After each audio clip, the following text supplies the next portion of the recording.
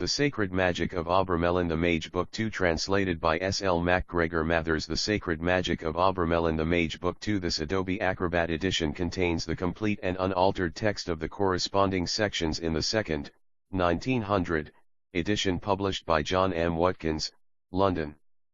Prepared and typeset by Benjamin Rowe, December 16, 1998.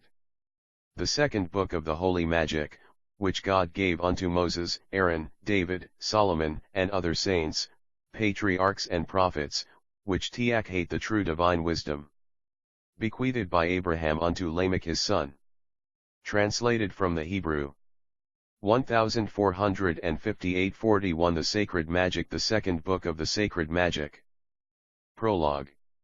7. Wisdom of the Lord is an inexhaustible fountain, neither hath there ever been a man born who could penetrate its veritable origin and foundation. The sages and holy fathers have drunk long draughts thereof, and have been fully satisfied therewith. But with all this, not one among them hath been able to comprehend or know the radical principles, because the Creator of all things reserveth that unto himself, and, like a jealous God, he hath indeed wished that we should enjoy the fruit thereof, but he hath not wished to permit us to touch either the tree or its root.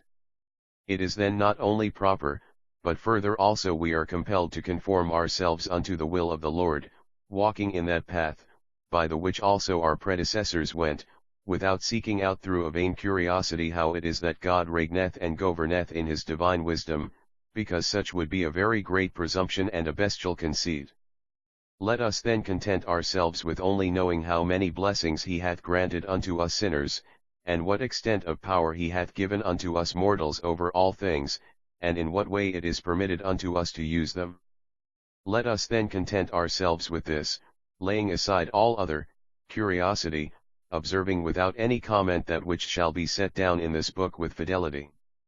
And if ye do follow my advice, ye shall be infallibly comforted thereby. 142 of Abramelin the Mage, the first chapter. What and how many be the forms of veritable magic?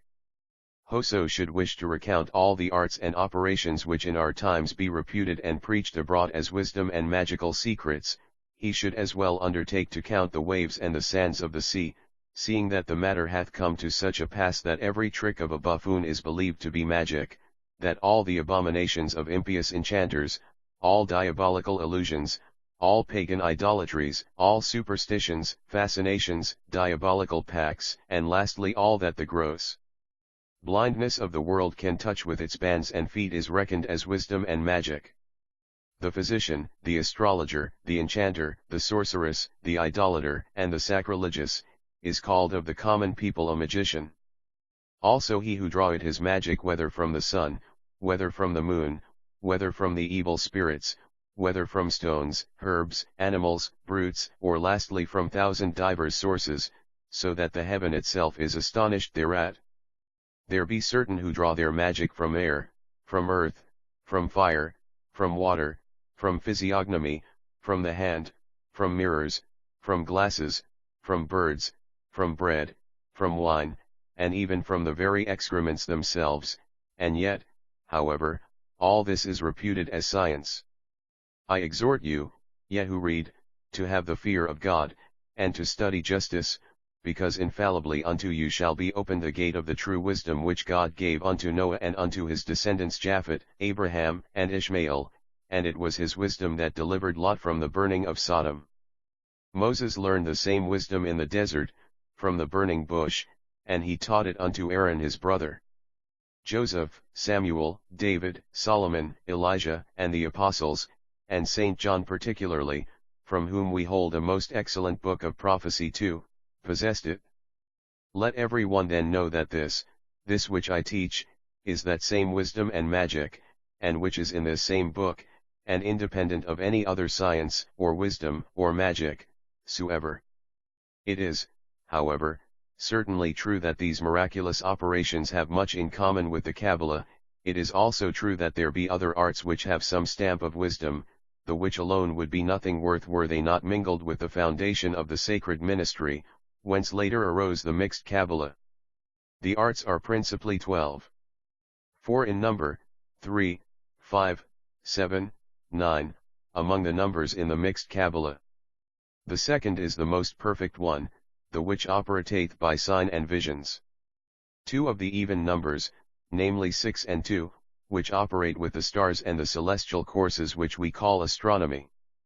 3 consisteth in the metals, and 2 in the planets. 3 As to all these arts, the which be conjoined and mingled together. 43 The sacred magic with the sacred Kabbalah, both he who maketh use of these same, either alone, or mingled with other things which be in no way from the Kabbalah, and he who seeketh to exercise himself in performing operations with these arts, is alike liable to be deceived by the demon, seeing that of themselves they possess no other virtue than a natural property, and they can produce no other thing than probable for effects, and they have absolutely no power in spiritual and supernatural things.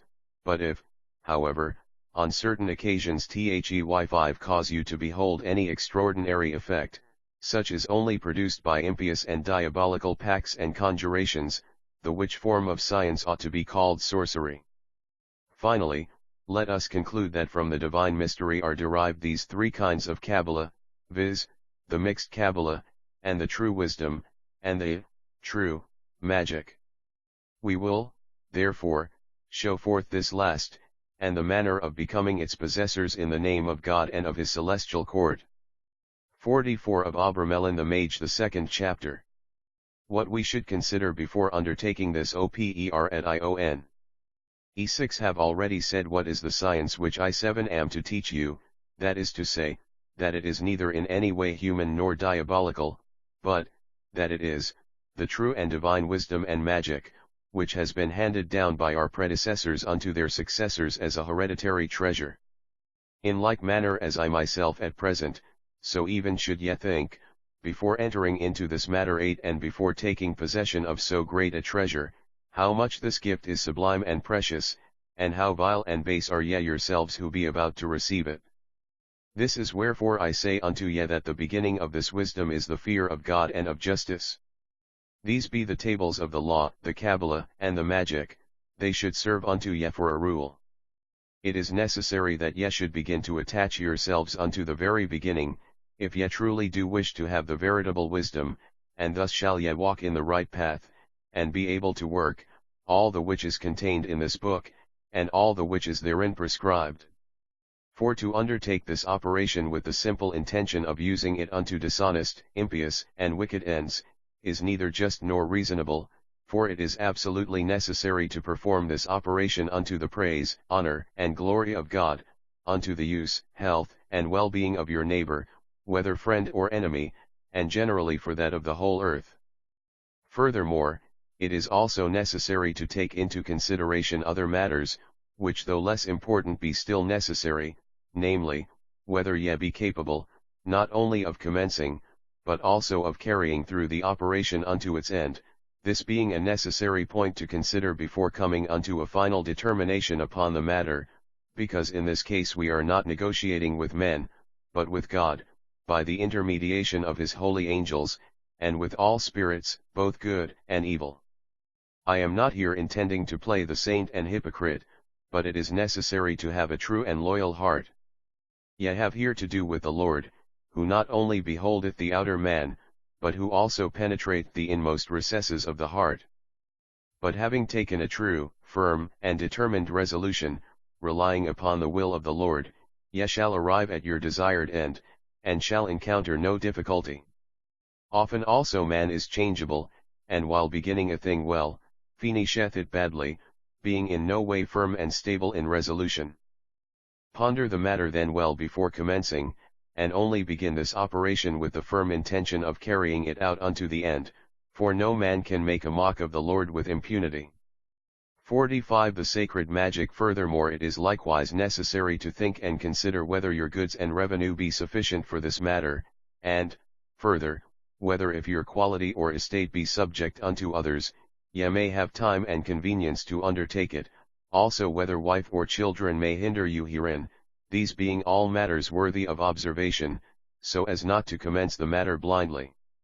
The chief thing that ye should consider is whether ye be in good health, because the body being feeble and unhealthy, it is subject to divers infirmities, whence at length result impatience and want of power to operate and pursue the operation, and a sick man can neither be clean and pure, nor enjoy solitude, and in such a case it is better to cease.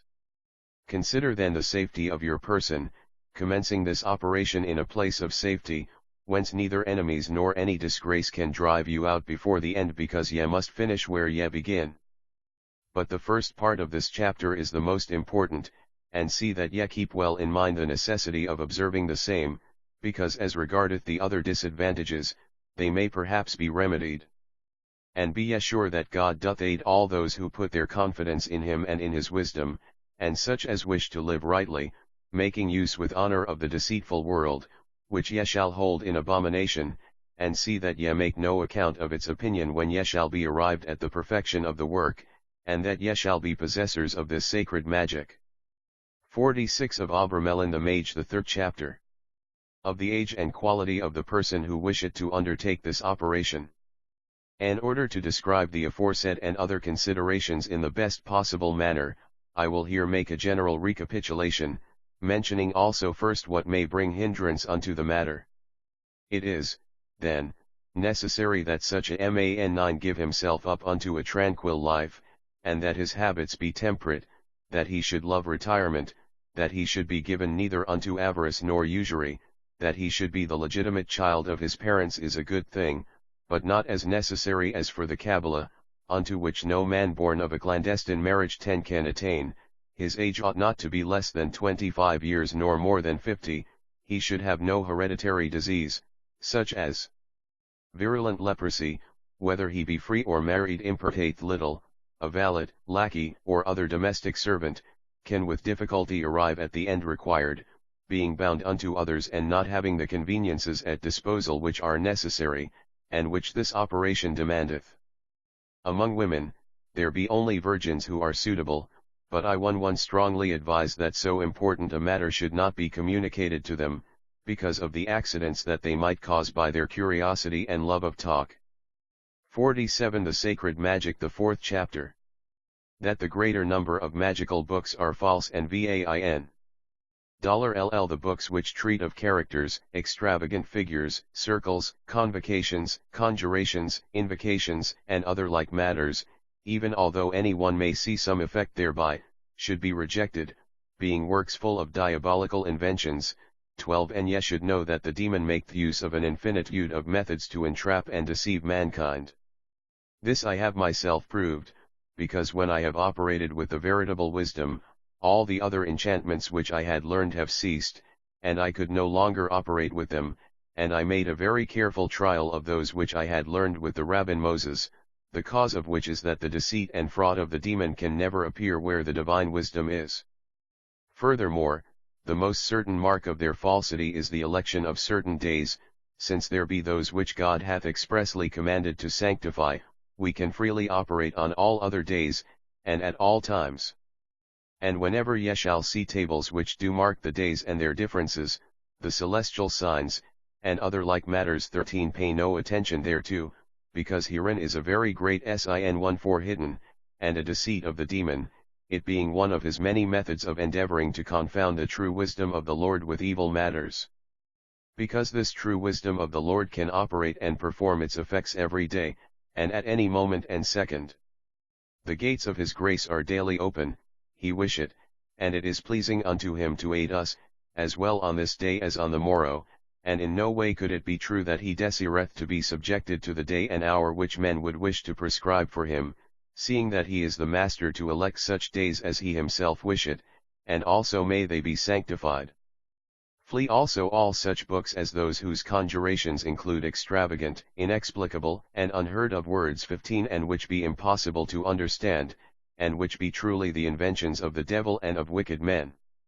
It is well also to recall that which I have said in the first book, viz., that in the greater part of their conjurations there was not the slightest mention made of God Almighty, but only of invocations of the devil, together with very obscure Chaldean words. Surely it would be a rash thing of a man who should deal with God by the intermediary of his holy angels, to think that he ought to address him in a jargon, neither knowing what he saith nor what he demandeth. Is it not an act of madness to wish to offend God and his holy angels? Let us then walk in the right way, let us speak before God with heart and mouth alike opened, in our own maternal language. 16 Since how can ye 48 of Abramelin the mage pretend to obtain any grace from the Lord, if ye yourselves know not what ye ask?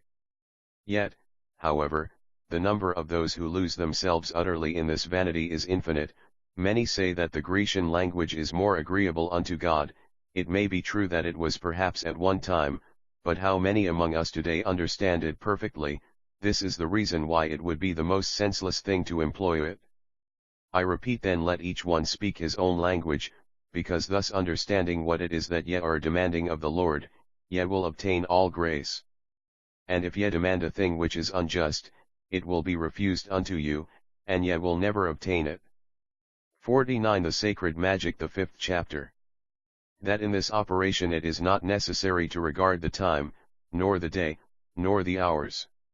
7 There be no other days, to be observed, than those which God hath ordained unto our fathers, viz., all Saturdays, which be the days of the Sabbath, Passover, and the of Tabernacles, of which the former is the 15th day of the first of our months, and the latter, beginneth on the 15th day of the 7th month.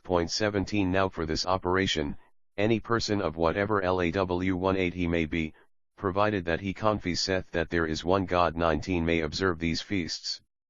However, the true time of commencing this operation is the first day after the celebration of the feasts of Easter, and this was ordained unto Noah, being the most convenient time, and the end falleth just at the Feast of Tabernacles. 20 Our predecessors have thus observed it, and the Angel 2:1 also hath approved it, and also it is more advisable to follow good counsel and example, than to be obstinate and follow one's own caprice, and also to treat the election of a particular day as a pagan idea, paying no regard whatever either to time nor to the elements, but only, having respect, unto him who granteth such a period. Thus then will we be found men in the fittest condition of grace and reconciled with God, and purer than at another period, and this being an essential point, ye ought well to consider the same. It is, however, quite true that the elements and the constellations do perform of themselves certain operations. 22 But this is to be understood of natural things, as it happeneth that one day is different unto another, but such a difference hath not operation in things spiritual and supernatural, being thus useless for higher, magical operations. The election of days is still more useless, the election of hours and minutes whereof the ignorant make so much, is further a very great error. Wherefore I have resolved to write this particular chapter, in order that this error might appear more plainly evident unto him who readeth it, and that he may draw profit therefrom so as to operate with judgment. 50 Of Abramelin the Mage, the 6th chapter. Concerning the planetary hours and other errors of the astrologers.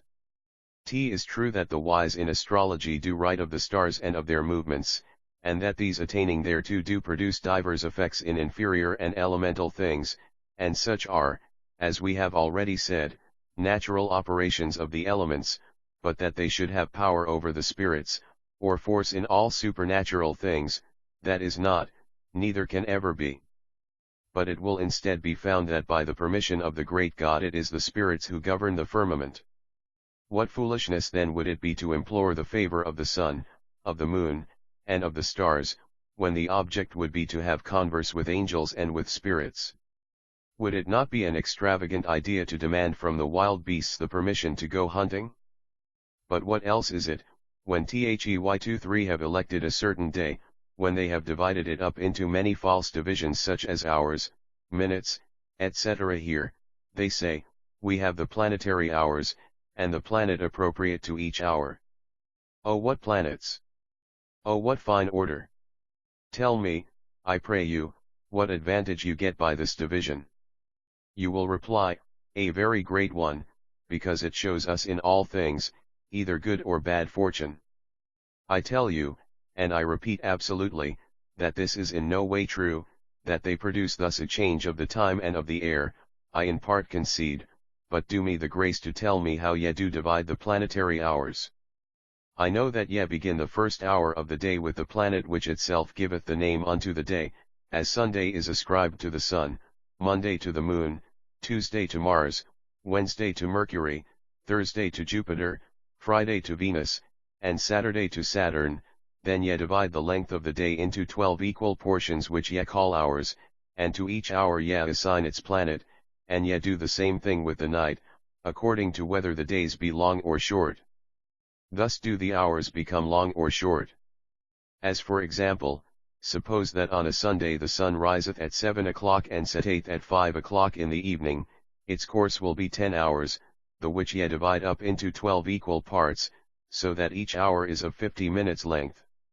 I say, therefore, that the first planetary hour is of the sun, and is 50 minutes long, that the second is of Venus, the third of Mercury, and so on of the others. At last the 8th hour returneth unto the sun, the 9th unto Venus, the 10th unto Mercury, and so the day finisheth.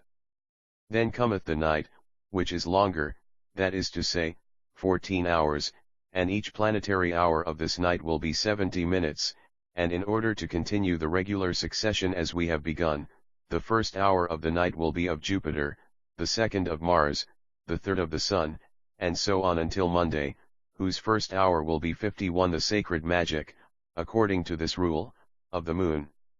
Now tell me, I pray you, doth it always happen that when the day of Monday commenceth, that is to say, when the sun riseth in its horizon, that the Moon riseth also together with him, and that she setteth also together with him? They cannot answer this. Wherefore then do they apportion unto the second day of the week and unto its first hour the Moon? They can tell you no reason, except a likeness to the name, of the day. Point 24. How gross an error! Hear and tell me when it is that a planet hath the greatest force in the elements, whether when it is above or when it is below your horizon or hemisphere. We must however avow that it is more powerful when it is above, because being below it hath no power save according unto the will of God. Why then, even further than this, should we attribute unto a planet a day and hour, if during the whole period of such day it appeareth not above the horizon? Abramelin as a most excellent master in natural things taught unto me a very different form of classification, which also well examine, and see whether it be not more surely founded than the aforesaid rule of the astrologers, and made me to comprehend what should be the true planetary hours.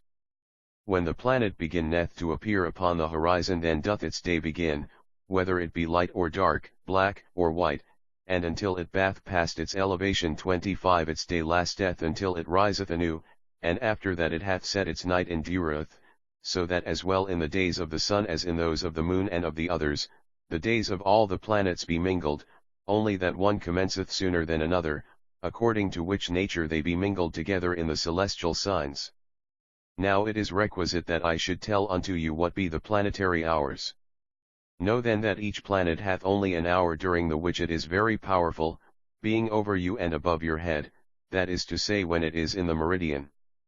Then, naturally, will sometimes arrive the hours of two planets together and beginning at the same moment, they then produce an effect according unto the nature, quality, and complexion of these stars. Point 26. But all this only hath power in natural things. Here have I declared and proved unto you the errors of the common astrologers. Keep yourselves carefully from the insensate follies of their days and hours, because if ye make use of these as do the false magicians and enchanters, God will chastise you, and in order to chastise you will pay but little attention unto the awaiting of the hour of Saturn or of Mars. I therefore now conclude this chapter, having sufficiently treated of the false and useless method employed by the astrologers in the election of days and of hours. 52 of Abramelin the Mage, the 7th chapter. Regarding what it is necessary to accomplish during the first 2 moons of the beginning of this veritable and sacred magic. Plus he who commenceth this operation should consider with care that which we have before said, and should pay attention unto that which followeth, and the thing being of importance, I shall leave alone for the present all other considerations, so that we may begin with the operation which we should perform on the first morning after the celebration of the feast of Easter, or Passover. Firstly, having carefully washed one's whole body and having put on fresh clothing, precisely a quarter of an hour before sunrise ye shall enter into your oratory, open the window, and place yourselves upon your knees before the altar, turning your faces towards the window, and devoutly and with boldness ye shall invoke the name of the Lord, thanking him for all the grace which he hath given and granted unto you from your infancy until now. Then with humility shall ye humble yourselves unto him, and confess unto him entirely all your sins, supplicating him to be willing to pardon you and remit them. Ye shall also supplicate him that in the time to come he may be willing and pleased to regard you with pity and grant you his grace and goodness to send unto you his holy angel, who shall serve unto you as a guide, and lead you ever in his holy way and will, so that ye fall not into sin through inadvertence, through ignorance, or through human frailty. In this manner shall ye commence your oration, and continue thus every morning during the first 2 moons or months. Meseemeth here that now some may say, wherefore dost thou not write down the words or form of prayer the which I should employ, seeing that, as for me, I am neither sufficiently learned, nor devout, nor wise. Know ye that although in the beginning your prayer be but feeble, it will suffice, provided that ye understand how to demand the grace of the Lord with love and a true heart, whence it must be that such a prayer cometh forth. Also it serveth nothing to speak without devotion, without attention, and without intelligence, nor yet to pronounce it with the mouth alone, without a true intent, nor yet to read it as do the ignorant and the impious. But it is absolutely necessary that your prayer should issue from the midst of your heart, because simply setting down prayers in writing, the hearing of them will in no way explain unto you how really to pray. 27 This is the reason that I have not wished to give unto you any special form of prayers and orations, so that ye yourselves may learn from and of yourselves how to pray, and how to invoke the holy name of God, our Lord, and for that reason I have not been willing. 53 The sacred magic. That ye should rely upon me in order to pray. Ye have the holy and sacred scripture, the which is filled with very beautiful and potent prayers and actions of grace. Study then herein, and learn herefrom, and ye shall have no lack of instructions how to pray with fruit.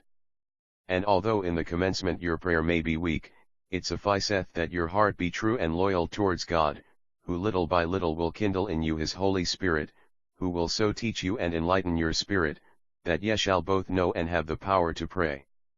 When ye shall have performed your orations, close the window, and go forth from the oratory, so that no one may be able therein to enter, and ye shall not yourselves enter again until the evening when the sun shall be set.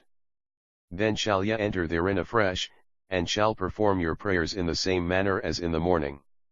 For the rest, ye shall govern yourselves each day as I shall tell you in the following instructions.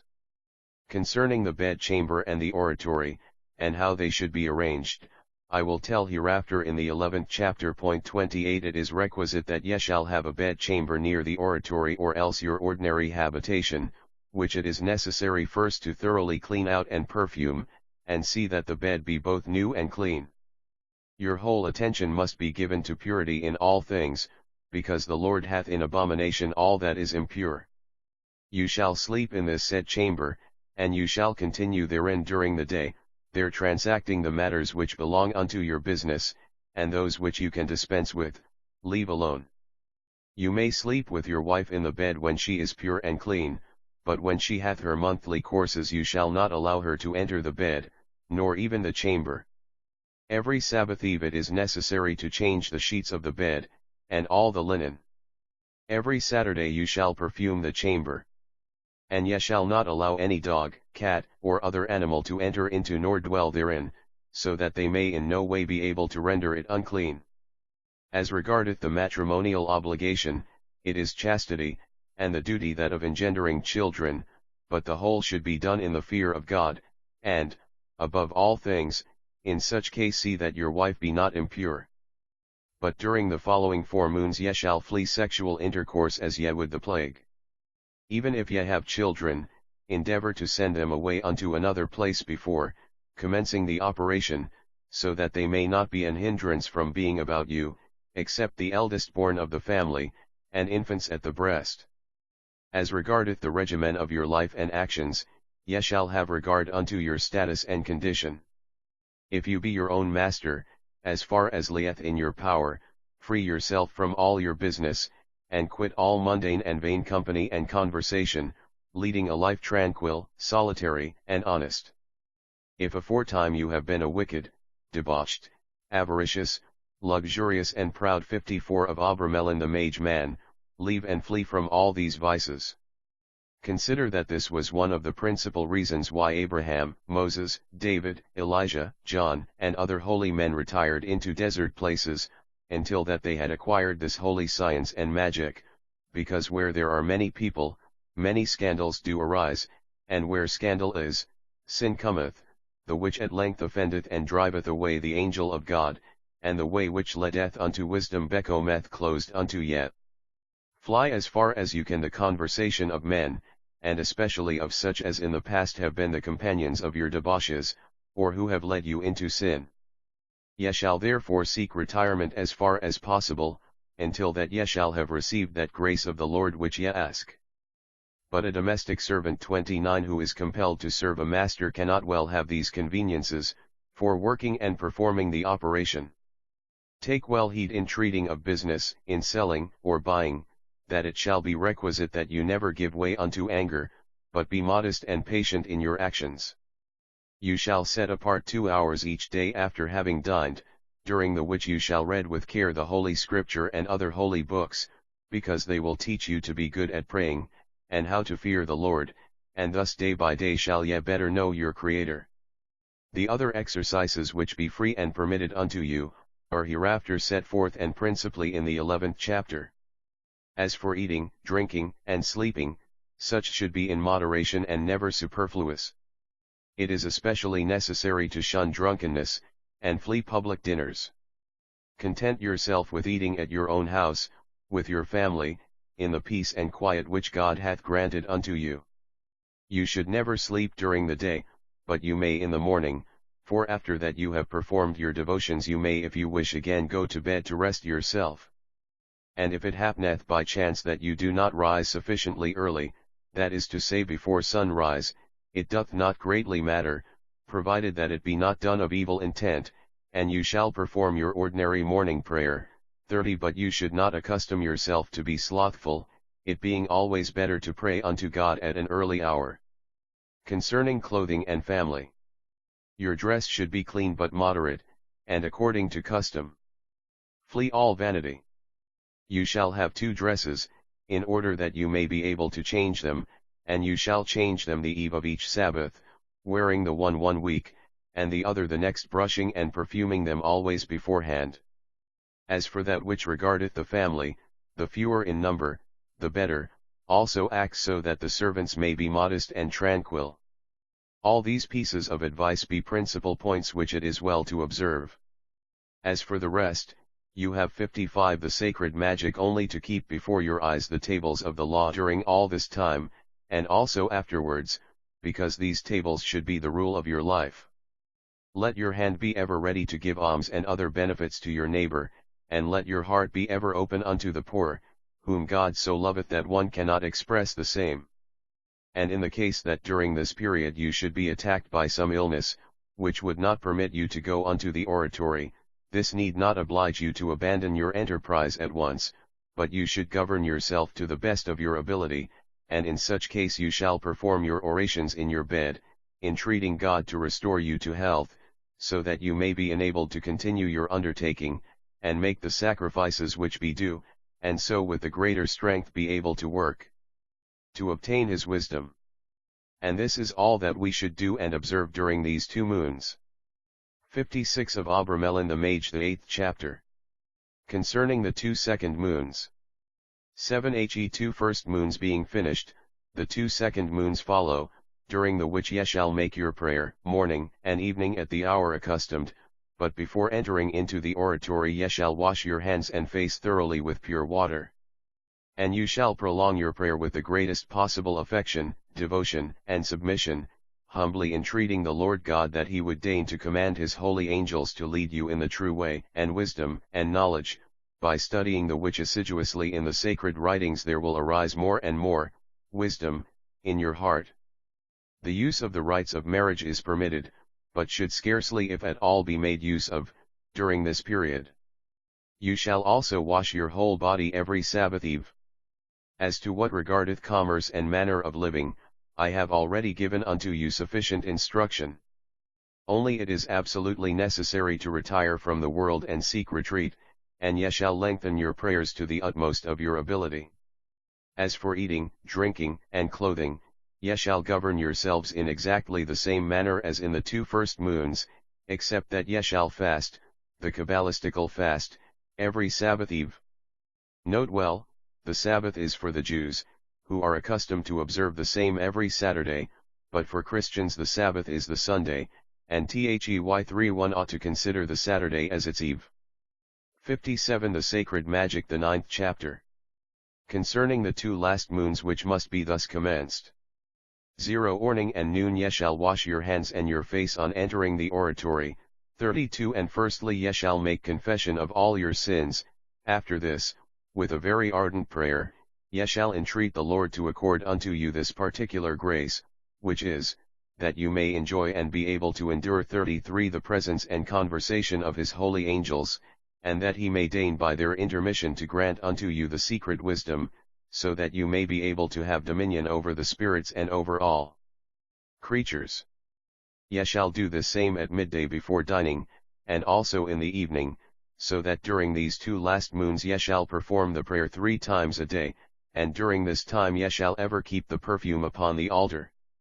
Also towards the end of your oration, ye shall pray unto the holy angels, supplicating them to bear your sacrifice before the face of God, in order to intercede for you, and that they shall assist you in all your operations during these 2 moons.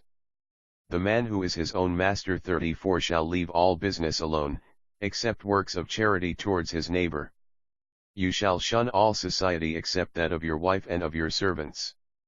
Ye shall employ the greatest part of your time in speaking of the law of God, and in reading such works as treat wisely thereof, so that your eyes may be opened unto that which from past time even unto the present ye have not as yet seen, nor thought of, nor believed. Every Sabbath eve shall ye fast, and wash your whole body, and change your garment. Furthermore, ye shall have a vest and tunic of linen, which ye shall put on every time that ye enter into the oratory, before ye commence to put the perfume in the censer, as I shall tell ye more fully hereafter. Also ye shall have a basket or other convenient vessel of copper filled with charcoal to put inside the censer when necessary, and which ye can take outside the oratory, because the censer itself should never be taken away from the place. Note well that after having performed your prayer, you ought to take it 3:5 out of the oratory, especially during the 2 last moons, and ye should inter it in a place which cannot well be made unclean, such as a garden. 58 Of Abramelin the Mage, the 10th chapter. Concerning what things a man may learn and study during these 2 moons. $. The best counsel which I can give is that a man should go into retirement in some desert or solitude, until the time of the 6 moons destined unto this operation be fulfilled, and that he shall have obtained that which he wisheth, as the ancients used to do. Nevertheless now this is hardly possible, and we must accommodate ourselves unto the era, in which we live, and being unable to carry it out in one way, we should endeavor to do so in another, and attach ourselves only unto divine things.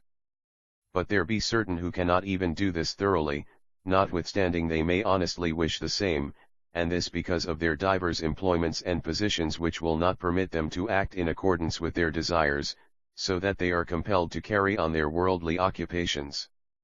In order then that such may know what occupations and business they can follow out without prejudice to this operation, I will here state the same in few words. We may then exercise the profession of medicine, and all arts connected with the same, and we may perform all operations which tend unto charity and mercy towards our neighbor purely and simply. As for what concerneth the liberal arts, ye may interest yourselves in astronomy, etc., but flee all arts and operations which have the least tincture of magic and sorcery, seeing that we must not confound together God and Belial. God wisheth to be alone, unto him pertain all honor and glory.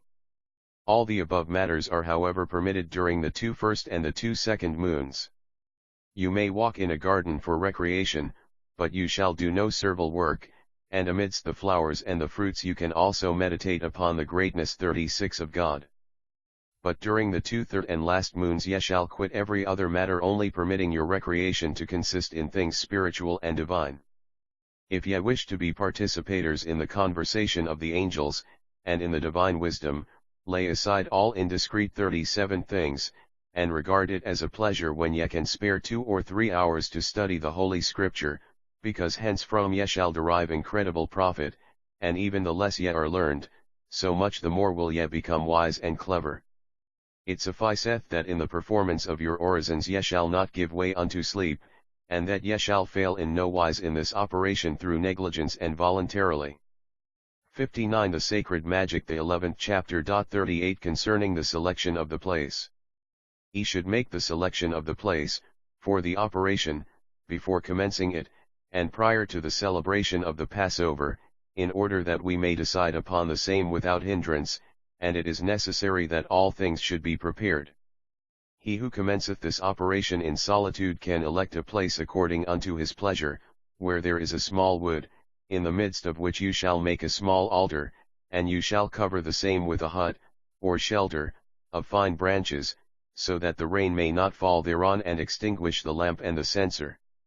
Around the altar at the distance of 7 paces you shall prepare a hedge of flowers, plants, and green shrubs, so that it may divide the entrance 39 into 2 parts, that is to say, the interior where the altar and tabernacle will be placed after the manner of a temple, and the part exterior, which with the rest of the place will be as a portico thereunto.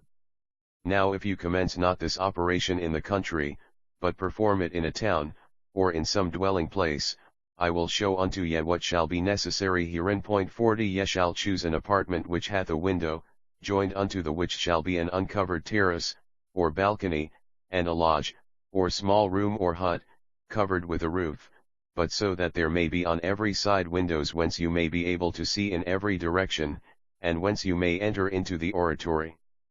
In the which place for one the evil spirits shall be able to appear, since they cannot appear within the oratory itself, in the which place, beside the oratory towards the quarter of the north, you shall have a rooted or covered lodge, in the which and from whence one may be able to see the oratory. I myself also had 2 large windows made in my oratory, and at the time of the Convocation of the spirits, I used to open them and remove both the shutters and the door, so that I could easily see on every side and constrain them for to obey me. The oratory should always be clear and clean swept, and the flooring should be of wood, of white pine.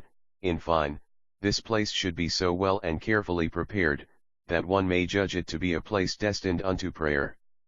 The terrace and the contiguous lodge where we are to invoke the spirits we should cover with river sand to the depth of 2 fingers at the least.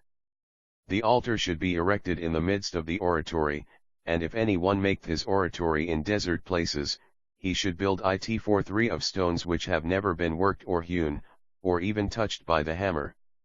60 of Abramelin the mage. The chamber 44 should be boarded with pine wood, and a lamp full of oil olive should be suspended therein, the which every time that ye shall have burned your perfume and finished your orison, ye shall extinguish. A handsome censer of bronze, or of silver if one hath the means, must be placed upon the altar, the which should in no wise be removed from its place until the operation be finished, if one performeth it in a dwelling house, for in the open country one cannot do this. Thus in this point as in all the others, we should rule and govern ourselves according unto the means at our disposal. The altar, which should be made of wood, ought to be hollow within after the manner of a cupboard, wherein you shall keep all the necessary things, such as the 2 robes, the crown or mitre, the wand, the holy oils, the girdle or belt, the perfume, and any other things which may be necessary. 45 The second habiliments will be a shirt or tunic of linen, large and white, with well and properly made sleeves. The other robe will be of crimson or scarlet silk with gold, and it should not be longer than just unto the knees, with sleeves of similar stuff. As for these vestments, there is no particular rule for them, nor any especial instructions to be followed, but the more resplendent, clean, and brilliant they are the better will it be. You shall also make a girdle of silk of the same color as the tunic, wherewithal you shall be girded. You shall have upon your head a beautiful crown or woven fillet of silk and gold. You shall prepare the sacred oil in this manner: take of myrrh for 6 in tiers, 1 part, of fine cinnamon, 2 parts, of galangal 47 half a part, and the half of the total weight of these drugs of the best oil olive. The which aromatics you shall mix together according unto the art of the apothecary, and shall make thereof a balsam, the which you shall keep in a glass vial which you shall put within the cupboard, formed by the interior, of the altar. The perfume shall be made thus: take of incense in TEARS 481 part, of stacte 49 half a part, of line aloes a quarter of a part, and not being able to get this wood you shall take that of cedar, or of rose, or of citron, or any other odoriferous wood. You shall reduce all these ingredients into a very fine powder, mix them well together and keep the same in a box or other convenient vessel. As you will consume a great deal of this perfume, it will be advisable to mix enough on the eve of the Sabbath to last the whole week. You shall also have a wand of almond tree wood, smooth and straight, of the length of about from half an ell to 6 feet 50, and ye shall keep the aforesaid things in good order in the cupboard 51 of the altar, ready for use in the proper time and place. Here followeth the manner of ordering oneself and of operating. 61 The Sacred Magic, the 12th chapter. How one should keep oneself in order to carry out this operation well. 7 His operation being truly divine, it is necessary once more to treat of and distinguish the present consecration into different periods of time. You shall then understand that during the 2 first and 2 second moons, no other consecration must be performed, than that of which we have already spoken in the 7th and 8th foregoing chapters 52, unto the which I refer you, so as not to be too prolix. And I only say unto you, that during the course of the 2 first and 2 second moons, every Saturday when ye perform the orison, ye shall also burn the perfume as well in the morning as in the evening, and in the 2 third and last moons ye shall make the prayer and the perfume thrice daily. Now here hath the last part of the time arrived. Here therefore open ye your eyes and be attentive, and govern yourselves in everything and every place in the way which I have written unto you. Have confidence in God, because if even until then ye have faithfully observed mine instructions which I have given unto you, and if your orisons shall have been made with a righteous heart and with devotion, there is no manner of doubt that all things will appear easy unto you, and your own spirit and your understanding will teach you the manner in which you should conduct yourself in all points, because your guardian angel is already about you, though invisible, and conducteth and governeth your heart, so that you shall not err. The 2 moons being finished, in the morning ye shall commence all that is commanded in the 9th chapter 53, and further observe this present chapter. When first ye shall enter into the oratory, leave your shoes without, and having opened the window 54 ye shall place the lighted coals in the censer which 55 you shall have brought with you. You shall light the lamp, and take from the cupboard of the altar your 2 vestments, the crown, the girdle, and the wand, placing them upon the altar. Then take the sacred oil in your left hand, cast some of the perfume upon the fire, and place yourself upon your knees 56 praying unto the Lord with fervor. The orison.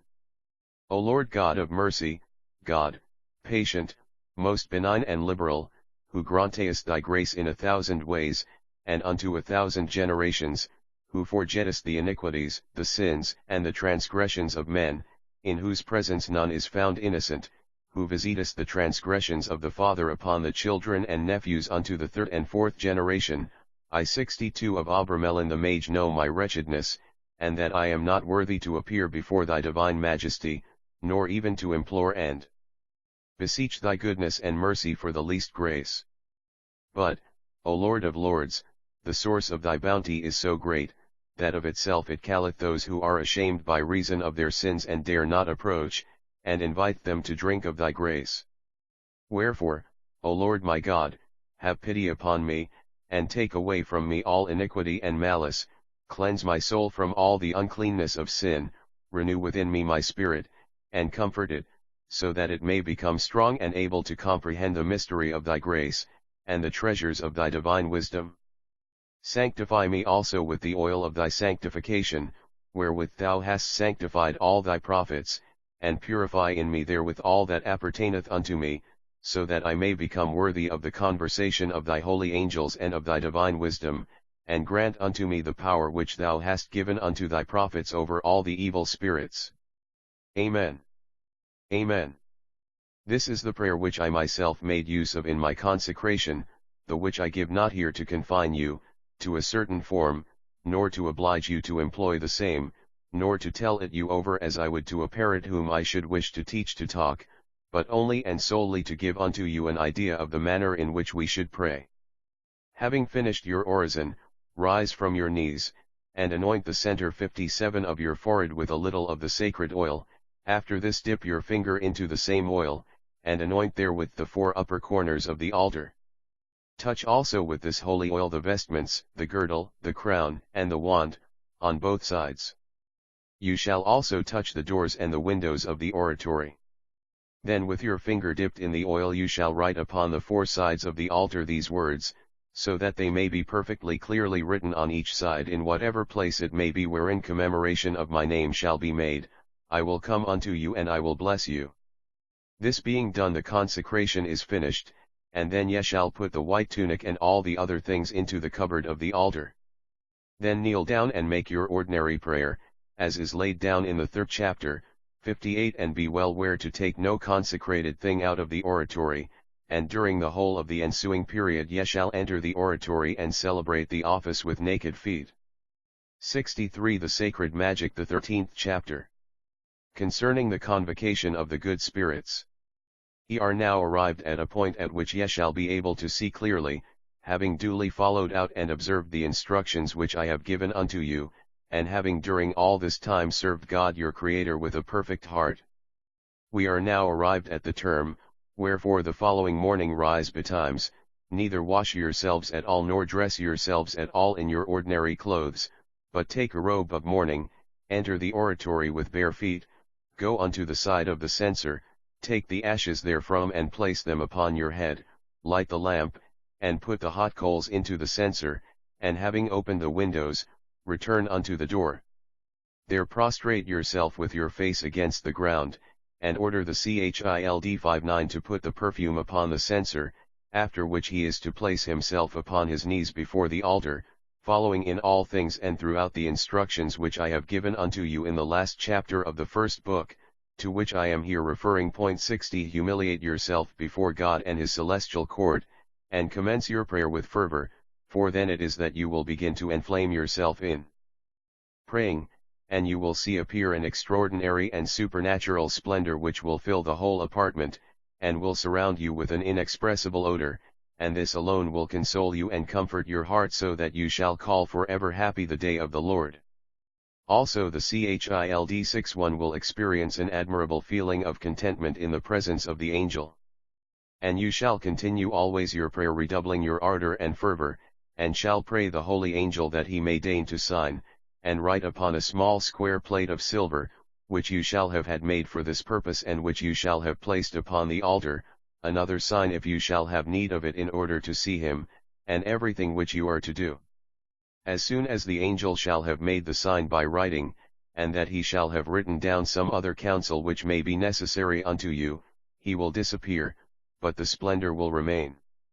The which the child having observed, and made the sign thereof unto you, you shall command him to bring you quickly the little plate of silver, and that which you find written thereon you shall at once copy, and order the child to replace it upon the altar. Then you shall go forth from the oratory and leave the window open, and the lamp alight, and during this whole day you shall not enter into the oratory, but shall make preparation for the day following, and during the day you shall speak to none, nor make answer, even were it your own wife or children or servants, except to the child whom you can send away. Also you shall beforehand have set your affairs in order, and so arranged 64 of Abramelin the mage them that no embarrassment may be caused you thereby, which might distract your attention. In the evening when the sun shall be set, you shall eat but soberly, and then you shall go to rest alone, and you shall live separated from your wife during these days. During 7 days shall you perform the ceremonies without failing therein in any way, namely, the day of the consecration, the 3 days of the convocation of the good and holy spirits, and the 3 other days of the convocation of the evil spirits. Now the 2nd morning after, you are to be prepared to follow the counsel which the angel will have given you. You will go early unto the oratory, you will place the lighted charcoal and perfumes in the censer, you are to relight the lamp if it be, by that time, extinguished, and wearing the same robe of mourning as of the day before, prostrate with your face towards the ground, you shall humbly pray unto and supplicate the Lord that he may have pity on you, and that he may deign to fulfill your prayer, that he will grant unto you the vision of his holy angels, and that the elect spirits may deign to grant unto you their familiar converse. And thus shall ye pray unto the utmost degree that shall be possible unto you, and with the greatest fervor that you can bring into action from your heart, and this during the space of 2 or 3 hours. Then quit the oratory, returning thither at midday for another hour, and equally again in the evening, then you shall eat after the manner aforesaid, and go to rest. Understand also that the odor and the splendor will in no wise quit the oratory. The third day being now arrived, you shall act thus. The evening, before, you shall wash your whole body thoroughly, and in the morning, being dressed in your ordinary garments, you shall enter into the oratory, but with naked feet. Having placed the fire and the perfumes in the censer, and lighted the lamp, you shall put on the white vestment, and place yourself on your knees before the altar, to render thanks to God for all his benefits, and firstly for having granted unto you a treasure so great and so precious. You shall render thanks also unto the holy guardian angels, praying unto them that henceforward they will have you in their care for the whole period of your life, also that he 62 will never abandon you, that he will lead you in the way of the Lord, and that he will watch carefully over you to assist you, and consent unto the present operation of the sacred magic, so that you shall have such force and virtue that you may be able to constrain the spirits accursed of God, unto the honor of your Creator, and for your own good and that of your neighbor. And then shall you first be able to put to the test whether you shall have well employed the period of your 6 moons, and how well and worthily you shall have labored in the quest of the wisdom of the Lord, since you shall see your guardian angel appear unto you in unequaled beauty, who also will 65 the sacred magic converse with you, and speak in words so full of affection and of goodness, and with such sweetness, that no human tongue could express the same. He will animate you unto your great content in the fear of God, making you a recital of the blessings which you have received from God, and bringing unto your remembrance the sins by which you have offended him during the whole period of your life, will instruct you and give unto you the manner in which you shall be able to appease him by a pure, devout, and regulated life, and by honest and meritorious actions, and such things as God shall ordain unto you. After this he will show unto you the true wisdom and holy magic, and also wherein you have erred in your operation, and how thenceforward you should proceed in order to overcome the evil spirits, and finally arrive at your desired ends. He will promise never to abandon you, but to defend and assist you during the whole period of your life, on condition that you shall obey his commands, and that you shall not voluntarily offend your Creator. In one word, you shall be received by him with such affection that this description which I here give unto you shall appear a mere nothing in comparison. Now at this point I commence to restrict myself in my writing, seeing that by the grace of the Lord I have submitted and consigned you unto a master so great that he will never let you err. Observe that on the third day you should remain in familiar conversation 63 with your guardian angel. You should quit the oratory for a short time in the afternoon, remaining without about an hour, then for the rest of the day you shall remain therein, receiving from the holy angel distinct and ample information regarding the evil spirits and the manner of bringing them into submission, carefully writing down and taking notes of all these matters. Now, the sun being set, you shall perform the evening orison with the ordinary perfume, giving thanks unto God in particular for the very great grace that he hath granted unto you in that day, there also supplicating him to be propitious unto you and to aid you during your whole life, so that you shall never be able to offend him. You shall also render thanks unto your guardian angel and beseech him not to abandon you. The prayer being finished you will see that the splendor will disappear. Then shall you quit the oratory, closing the door, but leaving the windows open and the lamp alight. You shall return as on the preceding days unto your apartment where you shall modestly recreate yourself, and eat your necessary food, then you shall go to rest until the following morning. 66 of Abramelin the Mage, the 14th chapter. Concerning the convocation of the spirits. 64.7 The following advice may be scarcely necessary for the most part, since I have already explained unto you all things necessary to be done, and also seeing that your guardian angel will have sufficiently instructed you in all that you should do, yet nevertheless I will here declare plainly certain matters unto you, with the idea rather of making the account of the operation complete in this book 65, and also to give you every opportunity of possessing the matter thoroughly through reading these things many times, so that having received the vision of the angel, you may find yourself thoroughly instructed in all the essential points. Having then reposed yourself during the night, you shall rise in the morning before dawn, and shall enter into the oratory, and having placed the lighted charcoal in the censer, light the lamp also. You shall then robe yourself, taking first the white vestment, and over this you shall put on that 66 of silk and gold, then the girdle, and upon your head you shall place the crown, and you shall lay the wand upon the altar. Then, having put the perfume in the censer, you shall fall upon your knees, and pray unto Almighty God to grant you the grace to finish your operation unto the praise and glory of His holy name, and for your own use and that of your neighbor. Also you shall supplicate your guardian angel to aid you, and to govern your heart with his counsel, and all your senses. After this you shall take the wand in your right hand, and pray unto God to give unto this wand as much virtue, force, and power as He gave unto those of Moses, of Aaron, of Elijah, and of the other prophets whose number is infinite. Now place yourself beside the altar looking towards the door and the open terrace, or if you be in the country place yourself at the western 67 side, and commence by summoning the chief spirits and princes. But your angel will already have instructed you how to convoke them, and will have sufficiently impressed it on your heart.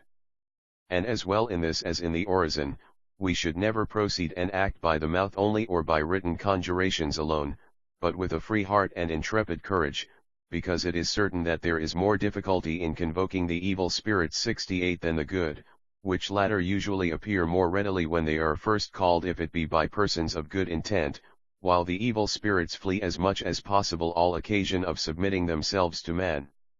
This is wherefore he who wisheth to constrain them should be upon his guard, and follow out faithfully from point to point the instructions which his guardian angel will have given him, and that he impresseth them well upon his memory. 67 The sacred magic following them from point to point, seeing that while no spirit good or evil can know the secrets of your heart before you yourself bring the same to light, unless God who alone knoweth all things should manifest them, they, the spirits, nevertheless can penetrate into and understand that which you are thinking by means of your actions and your words. 69 This is the reason why he who wisheth properly to convoke and conjure the spirits, should first well consider the following conjuration, and afterward perform it with feeling and freely by heart, and not by writing, because in using that composed by others, the spirits thence judge that we ourselves are ignorant, and render themselves straightway more intractable and stubborn. 70 The evil spirits be about you, though invisible,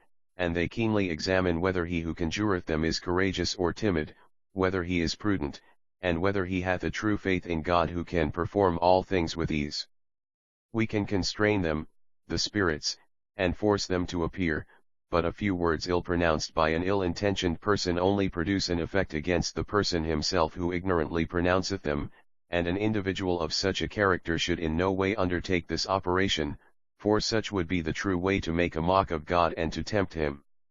Of the conjurations, I have many times repeated unto you that the fear of God is the principal subject of the instruction of your guardian angel, against which you should never commit any fault, even if it be but slight. Firstly, you should perform the conjuration in your mother tongue 71 or in a language that you well understand, and conjure the spirits by the authority of and their obedience to the holy patriarchs, rehearsing unto them examples of their ruin and fall, of the sentence which God hath pronounced against them, and of their obligation unto servitude, and how on one side and on another they have been vanquished by the good angels and by wise men, all which points you will have had plenty of opportunity to study in the sacred writings during the 6 moons, of preparation. Also you shall menace them, in case they are unwilling to obey, with calling unto your aid the power of the holy angels over them. Your guardian angel will also have instructed you to perform this convocation with modesty, and in no wise to be timid, but courageous, yet in moderation, however, without too overbearing hardiness and bravery. And in case of their being inclined to resist, and unwilling to obey you, you must not on that account give way to anger, because thus you will only do injury to yourself, and they will ask nothing better, it being exactly what they would be endeavoring to do, but, on the contrary, with an intrepid heart, and putting your whole trust in God, with a tranquil heart you shall exhort them to yield, letting them see that you have put all your 68 of Abramelin the mage confidence in the living and only God, reminding them how powerful and potent he is. Thus, therefore, govern yourself, using prudence towards them. And communicate unto them also the Form 7:2 in the which you wish them to appear, the which you cannot determine, nor even themselves, but you ought the evening before to have demanded this from your guardian angel, who knoweth better than you your nature and constitution, and who understandeth the forms which can terrify you, and those of which you can support the side. 73. And you must not think that this can be done otherwise, as certain accursed persons write, that is to say, by means of seals, and conjurations, and superstitious figures, and pentacles, and other abominations, written by diabolical enchanters. 74. For this would be the coin wherewith the hideous Satan would buy you for his slave. But let your whole trust be in the arm, the power, and the force of God Almighty, then shall you be in all safety, and the guard of your angel will defend you from all dangers. This is why you should have good courage, and have confidence that no adversity can happen unto you. Observing then the doctrine that your angel will have given unto you, and persevering in placing all your trust in God, at length they will appear in the form commanded upon the terrace, upon the sand, when, according to the advice and doctrine received from your holy angel, and as I will clearly teach you in the following chapter, you shall propound your demand, and you shall receive from them their oath. 75. The spirits which we should convoke on the first day are the 4 superior princes. 76. Whose names will be written in the 19th chapter, and this is the conjuration of the first day. The conjuration of the second day.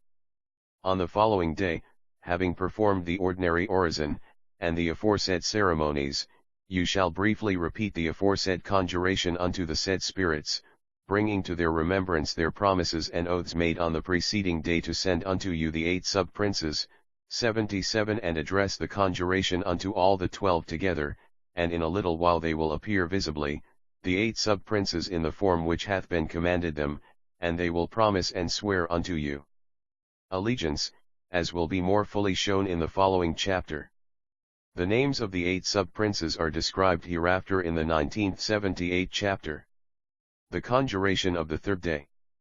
The conjuration of the third day is the same as that of the second day, seeing that we are then to remind the 8 sub-princes of their promises and 69 the sacred magic oaths, of allegiance, and we are to call and convoke them with all their adherents, and then they do appear once more in visible forms, the whole particular cohorts of each will appear also invisibly, surrounding the 8 sub-princes. But while invoking God your Lord for strength and surety, and your holy angel for counsel and assistance, never forget what the latter will have taught you, for it is a necessary point. Here followeth the 15th chapter, which teacheth what we should demand from the spirits, who are divided into 3 classes. 70 of Abramelin the Mage. The 15th chapter. Concerning what you should demand of the spirits, who are divided into 3 different troops and convoked on 3 separate days. 7 demands we should make to the spirits are of 3 different kinds. The first demand. The demand of the first day, when the 4 superior princes shall have visibly appeared, you shall make according unto the order of the angel.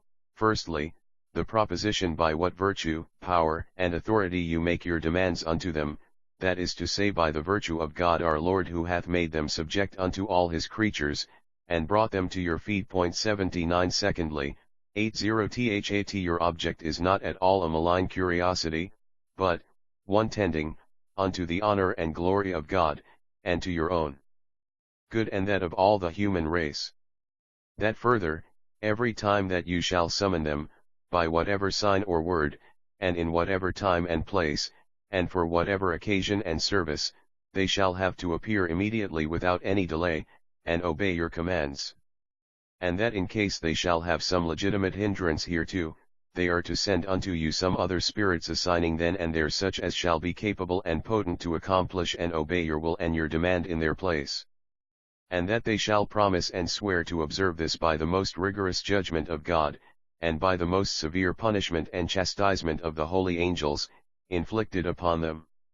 And that they will consent to obey, and that the 4 sovereign princes will name unto you the 8 sub-princes, whom they will send in their place to take the oath, as I have already said, to appear at once on the following morning when commanded by you, and that they will duly send the 8 sub-princes. For greater certainty, quit the altar now, and go towards the door which openeth onto the terrace, advancing your right hand beyond point 81, make each one of them touch the wand, and take the oath upon that wand. The demand of the 2nd day. The 8 sub-princes being invoked, you shall make unto them the same demand and the same admonition which you have, already, made unto the 4 sovereign princes. And further you shall request from these 4, that is to say, from Oriens, Paimon, Araton, and Amamon, that each of them shall assign and consign unto you your familiar spirit, which from the day of your birth they are compelled to give unto you. These will be given, and 71 the sacred magic furnished unto you with their dependents, and will afterwards obey you. It is for you to demand from these the other spirits which you may wish to have, but seeing that they be infinite in number, and one more skillful in service than another, one for one matter, another for another, you shall make a selection of the spirits whom you wish, and you shall put outside upon the terrace a written list of their names for the 8 sub-princes, to see, and you shall require from these latter the oath, as you did from the 4 superior princes, that the following morning they shall have to appear before you together with all the spirits whose names you shall have given in writing, and also your familiar spirits. The demand of the 3rd day. The 8 sub-princes having presented all the spirits as you have directed them, you shall command that Astaroth 82 with all his following shall appear visibly in the form which the angel shall have prescribed unto you, and immediately you shall see a great army, and all under the same form. You shall propound unto them the same demand, which you have already made unto the princes, and you shall cause them to take oath to observe the same, that is to say, that every time that you shall call one of them by his name, that he shall at once appear in such form and place as shall please you, and that he shall punctually execute that which you shall have commanded him. All having sworn, you shall put outside the entry of the door, all the signs of the 3rd book which belong unto Astaroth 84 alone, and make him swear thereon, also ordaining unto Them 85 that in cases when it may not seem fit unto you to command them verbally, that as soon as you shall take one of these signs in your hand and move it from its place, that the spirit marked in the sign shall do and execute that which the sign beareth, and that which your intimation 86 joined thereto shall indicate. Also that in the case that in the SIGN 87 none of them shall be specially named, that all in general shall be obliged promptly and readily to perform the operation commanded, and that if also in the time to come, other signs or symbols be made by you which be not HERE88 included, that then also they, the spirits under Astaroth, shall be equally bound to observe and execute them also. And when the oath hath been taken, cause the prince in the name of the rest to touch the wand. After this, remove those symbols from the doorway, and call Mago, and after him Asmodee, and lastly Beelzebub, and act with all these as you have done with Astaroth, and all their symbols having been sworn unto, put them aside in order in a certain place, so arranged that you can easily distinguish one from another, as regards the subject, operation, or effect, for which they have been made, and unto which they belong. This being done, you shall call Astaroth and Asmodee together, with their common servitors 89, and shall propound unto them their symbols, and 72 of Abramelin the mage having made them swear in the forementioned manner, you shall call in similar fashion Asmodee and Mago, with their servitors, and shall make them take oath upon their signs in the aforesaid manner. And thus shall you observe this method with the 4 other sub-princes, 90, but first of all convoke them with their common servitors, and make them swear upon the common signs, then Amamon and Araton together, and finally each one apart, as in the first case. 91 And when you have put back all the symbols into their proper place, request from each of these last for9 to your familiar spirit, and make them repeat its name, which you shall at once write down, together with the time during which they shall be obliged to serve you. Then you shall propound unto them the signs of the 5th chapter of the 3rd book, 93, and shall make them not only swear upon these symbols, collectively, but also each one, separately, that from this time forward he will observe duly and with diligence the 6 hours destined. 94 And you shall cause them to promise to serve you with fidelity, performing all which they are obliged to do, and that you shall command their services, and that they shall not in the slightest degree be false and lying as regardeth you.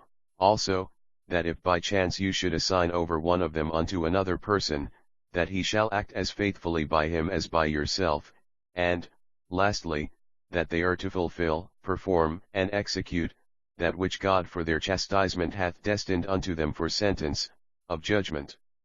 You shall then observe this form with all the princes, and until all the symbols shall be sworn to, with the 4 familiar spirits and the others dominating them. 73 The Sacred Magic, the 16th chapter. Concerning the sending them away. And concerning the sending away of the spirits as well during the 3 days, as hereafter, it is not necessary to observe many ceremonies in order to send away the spirits. 95 Because they themselves are only too glad to be far away from you.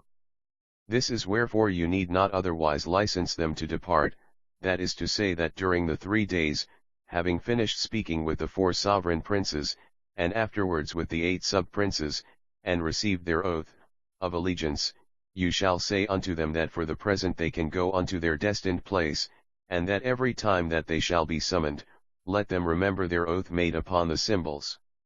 And you shall send away the familiar spirits and all other spirits with the aforesaid words. It is true, however, that as regardeth the familiar spirits you shall tell them that at the time when they are on guard duty they shall remain near you visible or invisible, in whatever form shall please you, in order to serve you during the destined 6 hours. 74 Of Abramelin the Mage, the 17th chapter. What we should answer unto the interrogations of the spirits, and how we should resist their demands. 7 He wicked devil knoweth full well that you are in no way obliged unto him, and that you have commenced this operation under the grace and mercy of God, and under the protection and defense of the holy angels. Nevertheless, he will not fail to try his fortune, and he will seek to turn you aside from the veritable path, but be you constant and courageous, and swerve not in any way, either to the right hand or to the left. If he showeth himself proud with you, render unto him the like, and in your turn show him your pride. If he be humble, be in no wise too rude and severe toward him, but be moderate in all things. If he asketh you some matter, you shall make answer unto him according to the instruction which the guardian angel shall have given you, and understand that the 4 princes 96 more than all the rest, will powerfully tempt you, saying unto you, who is he who hath given thee so great authority? They will reproach you with your hardihood and presumption in summoning them, knowing how powerful they are, and contrariwise, how weak and sinful you yourself are. They will reproach you with your sins, and will especially seek to dispute with you concerning your religion and your faith in God. If you be a Jew, they will tell you that your faith and your religion have been refuted by God himself, and that you observe not the true law as it should be. Observed also, if you be a pagan, they will say, what hath God to do with you or his creatures either, seeing that you know not God? If you be a Christian, they will say unto you, what business is it of yours to have to do with Hebrew ceremonies which are tainted with idolatry, and the like? But let none of this disquiet you in the least. Answer them in few words, and laughingly, that it is none of their business to discuss these matters with you, and to deliver their opinions concerning them, and that although you may be a worthless wretch and a great sinner, you will yet hope that the true and only God, who hath created the heaven and the earth, and who hath condemned Them 97 and brought them into submission under your feet, will forgive you your sins, both now and in future. Whatever may be the religion which you profess. Further, that you wish to know, understand, confess, and honor no other than the great and only God, the Lord of light, by whose power, virtue, and authority you command them to obey you. When you shall have spoken unto them thus, then will they sing another song, telling you that if you wish them to serve and to be obedient unto you, 75 the sacred magic that you must first come to terms with them. Then shall you answer them on this wise, God our Lord hath condemned and sentenced you 98 to serve me, and I do not treat as an equal with those who are accustomed to obey. Then will they demand of you some sacrifice or courtesy if you wish to be served and obeyed promptly. You shall reply that sacrifice is not to be made unto them, but rather unto the only God. They will then entreat you not to hinder or bring to shame by means of this wisdom any of their devotees and enchanters in their operations and enchantments. You shall then make answer that you are obliged to pursue the enemies of God and the Lord, and to repress their malice, and also to save and defend your neighbor, and any who are offended and hurt by them. Then with much verbiage, and an infinitude of different ways will they make severe attacks upon you, and even the familiar spirits will rise up against you in their turn. These latter will demand and beseech of you that you will in no way give them over unto others, to serve them. Hold firm, however, and promise nothing either to one class, of spirits, or another, but reply to them that every true and brave man is obliged to aid and serve his friends to the best of his ability, and with all his possessions, among the which they must assuredly also be comprised.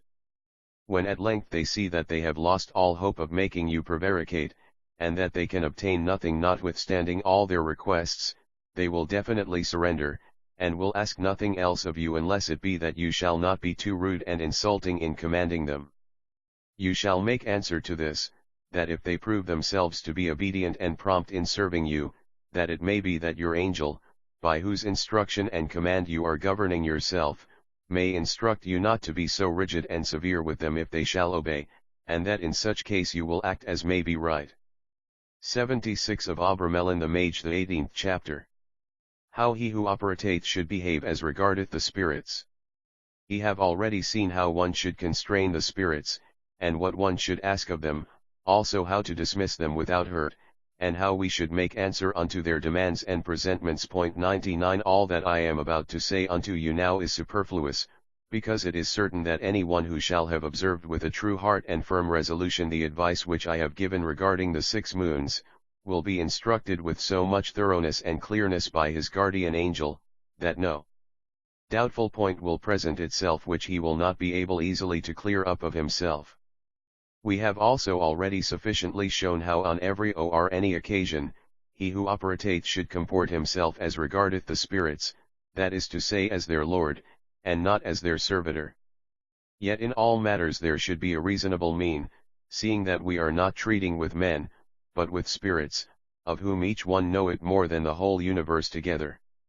Now if you shall make some demand unto a spirit, and he shall refuse to execute it, first well and carefully examine and consider whether it be in the power and nature of the spirit to whom you make such demand, to fulfill the same. For one spirit knoweth not all things, and that which appertaineth unto the one, another knoweth not. For this reason, see that ye well take heed before endeavoring to force them to perform a matter.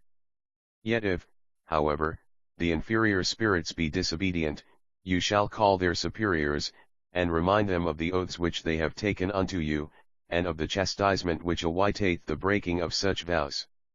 And immediately, on beholding your steadfastness, they will obey you, but should they not, you ought then to invoke your guardian angel, whose chastisement they will quickly feel. Yet, notwithstanding, we should never employ harsh means, in order to have that which we can obtain by gentleness and courtesy. 100 If during the invocation they should appear with tumult and insolence, fear nothing, neither give way to anger, but appear to make no account thereof. Only show them the consecrated wand, and if they continue to make a disturbance, smite upon the altar twice or thrice therewith, and all will be still. It should be noted, that after you shall have licensed them to depart, and they shall have disappeared, you shall take the censer from the top of the 77 the sacred magic altar, and having put perfume therein, take it out of the oratory onto the terrace whereon the spirits shall have appeared, and you shall perfume the place all round, for otherwise the spirits might work some evil unto persons entering by chance therein. Now should you be willing to content yourself with the symbols which be in the third book here following, you shall the day after take away all the sand from the terrace and cast it into a secret place, but above all things take care not to throw it either into a river or into the navigable sea. But should you desire to procure for yourself various other symbols and secrets, leave the sand and all things in place, as we shall also describe more particularly in the last chapter. Also, should you wish it, you can retain your arrangements in place, and keep the apartment of the oratory proper and clean, as well as the altar, which latter you may place in a corner, should it incommode you in the center of the room. For in this apartment, if it be not contaminated nor profaned, you may every Saturday enjoy the presence of your guardian angel, the which is one of the most sublime things which you can desire in this sacred art. 78 of Abramelin the Mage, the 19th chapter. A descriptive list of the names of the spirits whom we may summon to obtain that which we desire. Will here give a very exact description of many spirits, the which names, either altogether or in part, or else as many of them as you may wish, you should give written upon paper unto the 8 sub-princes, on the 2nd day of the Conjuration. Now all these spirits be those who will appear on the 3rd day, together with their princes.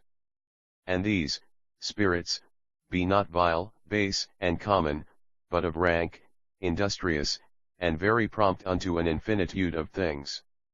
Now their names have been manifested and discovered by the angels, and if you should wish for more, the angel will augment them for you as far as you shall wish, seeing that their number is infinite. The 4 princes and superior spirits be Lucifer, Leviathan, Satan, Belial. The 8 sub-princes be Astaroth, Orions, Mago, Paimon, Asmodee, Beelzebub, Eridan, Amaimon. The spirits common unto these 4 sub-princes, namely, Orions, Hosen Acuator, Nilon, Malach, Melna, Shavuot, Sched, Sachiel, Asparim, Coelin, Perek, Trapi, Peret, Paimon, Eridan, B. Seraph, Proxosos, Tirana, Alup, Morel, Tracy, Malutans, Iparchus, Melhur, Ruach, Mermo, Melamud, Ecdulan, Mantians, Moshel, Peruka, Cadini, Turfora, Chuskit, Tasma, Rakiar, Nogar, Najid, Ethanim, Emphostyson, Parase, Amaimon, Habhai, Nurkami, Inea, Nuditan, Apelhun, Poder, Abidama, Digkal, Badad, Pachad, Adon, Padid, Jeraval, 79 Elmas, Nudhan, Tagnon, Lyrion, Luzaman, Astraga, Igarak, Akalike, Harel, Aroron, Lagasov, Romags, Kalan, Plashan, Ramarats, the sacred magic Asmiel, Erminon, Lomiel, Imink, Parmidas, Urizen, Plegid, Agalan, Regaras, Ijalon, Parasur, Ijis, Jelima, Kilik, Iskal, Elsgan, Catalan, Iagian, Ilagas, Balalos, Alagas, Alpas, Promachos, Metaphil, Aranutes, Nijan, Atloton, Afarb, Nojen, Molin, equals 111 spirits servient, Esturel, Pliruk, Gurulon, Tarados, Gozgas, Aharam, Remoron, Ipakal, Zarajil, Orawa, Soterian, Dariscan, Tulit, Merlin. These be the spirits common unto Astaroth and Asmodee, viz., Amaniel, Amelin, Ronner, Exteron, Tarit, Karisk, Izagi, Abahine, Edelise, Biolot, Akanef, Afray, Gugonix, Nimelin, Arenel, Kirik, Semlin, Lebu, Deblat, Dimergos, Shioran, Goleg, Agi, Gogolos, Omiges, Ugalis, Apilm, Timira, Bubina, Ombalin, Corcoran, Barry Yule.101 Ragiel, Derican, Quigaman, Lemel, Regalim, Agrax, Hermiala, Dagular, Dramas, Book, Abuts, Ethan, Oman, L'Oreal, Horinar, Lajinx, Udaman, Phoenixos, Sagars, Halagax, Pachii. Equals 53 spirits servient. These be the spirits common unto Amamon and Eridan, viz., hogs, Ilaphone, Agibal, Trizaga, Regalen, Gogolin, Grass Emin, Clerica, Adi Alaton. Of Abramelin the mage Paphosla. Equals 10 spirits servient. These be the spirits in common between Asmodee and Mago, viz., Tune, Birial, Sartabakim, Mabakiel, Magog, Siphon, Lundo, Apod, Diapo, Kale, Sob, Opun, Disalil, Magiros, Inakos. Equals 15 spirits servient. The following be those of Astaroth, viz., Amon, Rax, Iziaman, Golan, Herg, Hippolos, Alan, Ujerpin, Camel, Toxe, Gonagen, Skelagon, Bahul, Derek, Grom Ennis, Rigios, Argilan, Okari, Ilson, Kamonix, Aperminos, Ombalad, Arix, Lepica. Equals 32 spirits servient. Kataran, Jinner, Iskagas, Nemerix, Fagani, Bufamal, Quartas, Kolov. These be those of Mago and Korah, viz., Nok Aaron, Urigo, Ubaran, Roller, Arabin, Sariolinan, Petunov Tagora, Matail, Kobal, Katolin, Facharub, Butarub, Erider, Supippas, Megalak, Manton, Debam, Abagaran, Sobel, Luisov, Fursbus, Ishiron, Hemis, Fortison, Anagatos, Mikelbach, Tyrame, Pandalai, Laban Eaton, Mossab, Beruel, Odax, Arparin, Dulad, Sikiston, Tigraphone, Irix, Nenisum, Arioth, 81 Marag, Mazagil, Coridon, Igakairet, Horminos, Ilarax, Bat Ernes the Sacred Magic Camusil, Agilas, Hepagon, Paramore, Hagog, Makalos, Kaitar, Kolam, Daglas, Olazerman, Mimosa, Locator, Sharak, Kiligil, Hajan, Rimig, Amchisan, Kalbam. 65 spirits servient. Those of Asmodee be, One, Sklavok, Hyperion, Sparianit, Armian, Preaches. Mebezer. Baccharon. Hilarion. Enuri. Udifa. Omed. Equals 16 spirits servient. Magid.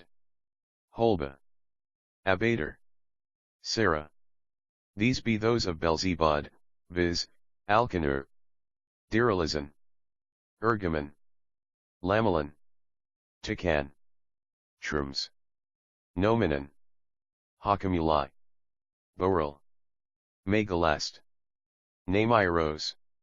Argasil. Bilafor. Amashia. Lacanan. Godafan. Igurim. Akanok. Balforai. Iamai. Samalo. Sorosmo.102 Zagalo. Adariel. Archon. Billy Fairs. Dimirag. Nimarup. Akium. Kemal. Arolan, Aragor. Plisson. Coralin. Polypes. Kabeta. Ombalin. Equals 49 spirits servient. Lamarian. Elpanin. Carolina. Dirac. Bilico. Lyrakai. Olastri. Radaraf. Grayman. Natalie's. Kippokis. Lamalin. These be of Orions, viz., Sarazel. Gazarans. Sorosmo.1032 Rital. 82 Balakan. Of Abramelin the mage Gagison. Mafalak. Equals 8 spirits servient. Agab. These be of Paimon, viz., Aglaphos. Seudoran. Bogola. Takaros. Agaphali. Dyson. Cabersa. Ibaran. Came. Raffles. Astilit. Rookham. Equals 15 spirits servient. Akanil. Zalans. Manalik. These be of Eridan, viz., Anater. Sycabin. Nadisir. Milium. Maranton. Sermiat. Akorak. Sibyllus. Karamis. Rosaran. Flaxen. Harambrab. Ilmlis. Galak. Karen. Reginan. Erminos. Equals 22 spirits servient. Saris. Sapazan. Megaluzan. Androcos. Ilarion. These be those of Amamon, viz. Romeroc. Taralim. Illyriceme. Glizzy. Dollop. Ramison. Screlus. Barazan. Akisoli. Labizi. Akoros. Vision. Ephragus. Drezop. Hergodis. Equals 20 spirits servient. Burial. Arakia. Mames. Apulki. Nilima. Under what rulers? Orions, Paimon, Eridan, Amimon Ashtarot, and Asmodeus Amimon and Eridan Asmodeus and Magoth Ashtarot Magoth and Korah total of spirits servient. 111 53 10 15 32 65 83 Asmodeus Beelzebub Orions Paimon Eridan Amimon the Sacred Magic 16 49 8 15 22 20 Total of names of servient spirits 316 Infinite be the spirits which I could have here set down, but in order not to make any confusion, I have thought fit to put only those whom I have myself employed, and whom I have found good and faithful in all the operations wherein I have availed myself of them. Also it is true that he who shall perform this operation will be able thereafter, according to his need, to obtain, the names of, more. Notes to the foregoing lists of names of spirits. By S. L. MacGregor Mathers. I have thought it advisable to give as far as possible some idea of the significations of these names of spirits, which are for the most part derived from the Hebrew or Chaldee, and also from Greek and Latin and Coptic, etc. The chief spirits. Lucifer, from Latin, lux, light, and pharaoh, to bear, a light bearer.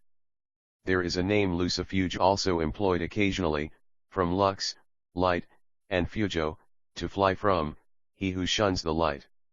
Leviathan, from Hebrew, Leviathan, usually written Leviathan instead of Leviathan, the crooked or piercing serpent or dragon. Satan, from Hebrew, Shtn, equals an adversary. Belial, from Hebrew, Blial, equals a wicked one. The 8 sub-princes. Astaroth, from Hebrew, Oshthruth, equals flocks, crowds or assemblies. Usually written Ashtaroth. Also a name of the goddess Astarte, Esther is derived from the same root. Mago, maybe from Hebrew, Movth, equals small stones or pebbles, or from mg, equals a changing of camp or place, or from Greek, magos, a magician. Usually written magoth. Compare the French word magot, meaning a sort of baboon, and also a hideous dwarfish man. This expression is often used in fairy tales to denote a spiteful dwarf or elf. This spirit has also been credited with presiding over hidden treasure. Larousse derives the name either from ancient French or German. 84 of Abramelin the mage Asmodee, usually written Asmodeus, and sometimes Shashmodeh. Derived by some from the Hebrew word asamad, to destroy or exterminate, and by others from the Persian verb azmondan, equals to tempt, to try, or prove. Some rabbins say that Asmodeus was the child of the incest of Tubal-Cain and his sister Naphrapha. Others say that he was the demon of impurity.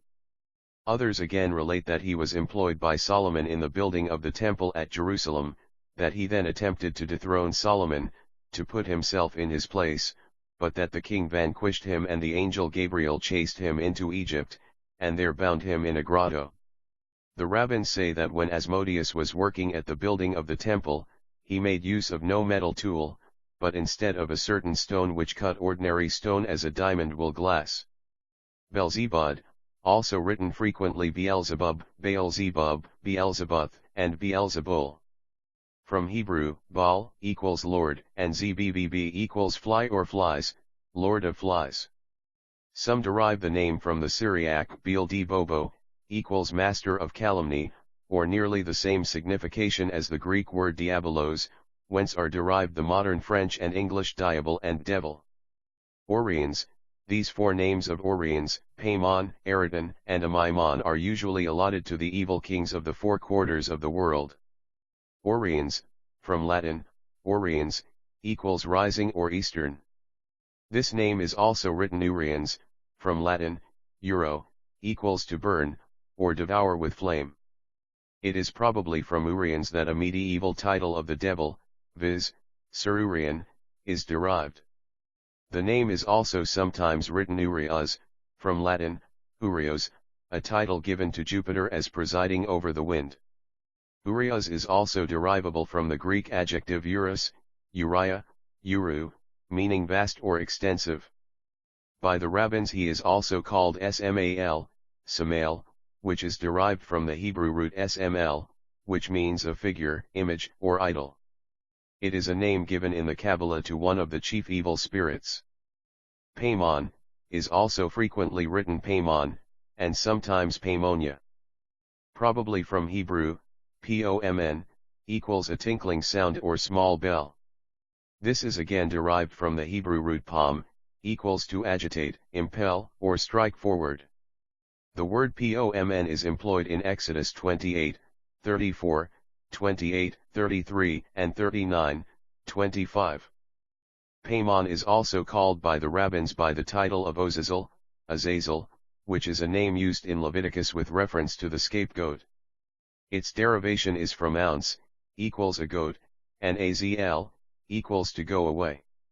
It has frequently been warmly discussed whether the word in question means simply the scapegoat, or whether it signifies a demon to whom that animal was dedicated. But in rabbinic demonology it is always used to mean one of the chief demons. Eridan, it is also often called Ejin, or Egan. This name may be derived from the Hebrew root orh, equals to lay bare, to make naked. It may also be derived from the Greek word araridan, equals secret, or mysterious, in any sense good or bad. Egan, may be derivable from Hebrew, ogn, equals to delay, hinder, or retard. There may also be a connection with the Greek ikes, agos, equals a goat. This spirit is also called by the rabbins ozel, azel, from the root ounce, which means both a goat, and also vigor, vehemence of force, thus having partly the same root as azazel. A maimon, also written frequently a maimon, perhaps from the Greek word maimon, present participle of maimao, and a as an enforcing particle, hence a maimon would mean terrible violence and vehemence. This spirit is also called by the rabbins mitzel, mahazael, perhaps from the root mz, equals to consume, or devour. A maimon is spoken of in the various medieval magical works as being a very potent spirit, and the use of a ring, with magical characters to hold before the mouth while conversing with him, is recommended as a protection against his deadly, fiery, and poisonous breath. 85. The sacred magic. The servitors of Orions, Paimon, Eridan, and Amaimon. Hosen, from Chaldee, chvsn, chosen, equals strong, vigorous, powerful. Seraph, from Hebrew, shrp, equals to burn, or devour with fire.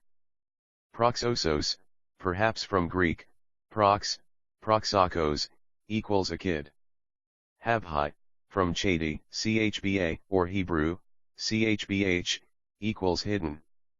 Akuar, from Hebrew, akr, equals a tiller of the earth. Tirana, perhaps from Hebrew, thrn, equals the mast of a ship, also an apple tree. Aluph, from Hebrew, alvp, equals a leader, a duke, also a bull, from his leading the herd.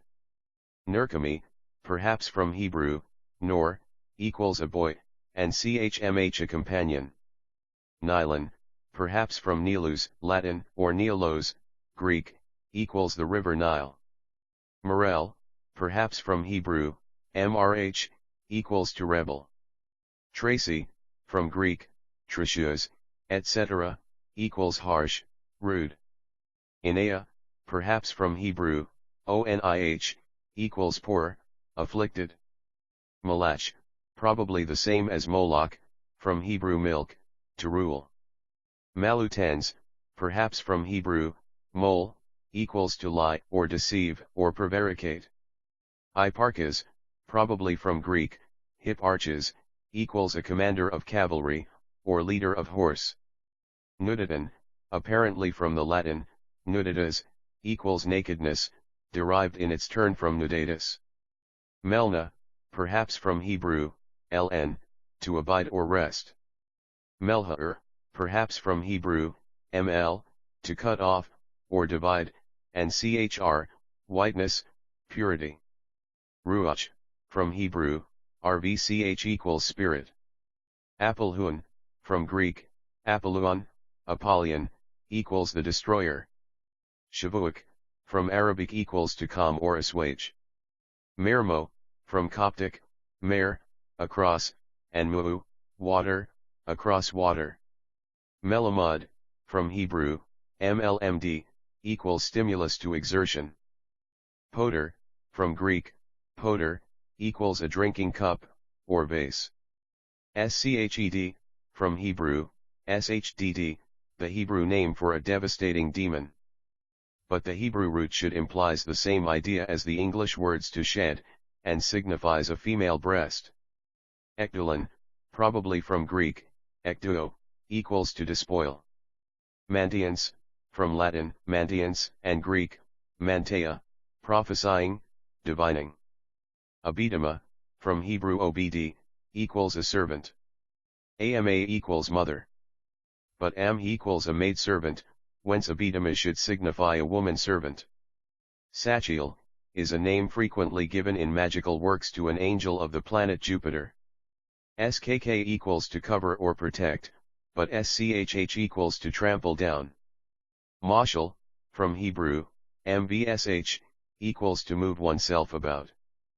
Peruka, perhaps from Greek, per and yuki, equals concerning prayer, or given unto prayer. Dikal, from Hebrew, dchl, equals to fear. Asperum, perhaps from Latin, aspera, equals rude, rigorous, perilous, dangerous.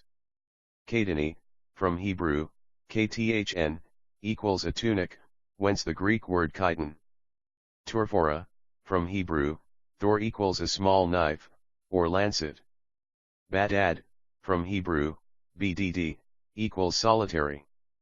86 of Abramelin the Mage. I have thus far given the probable derivations at length, but I shall, for the sake of brevity, here continue them without giving their roots and remarks thereon. Coelen. Latin. Heavens. Chusket.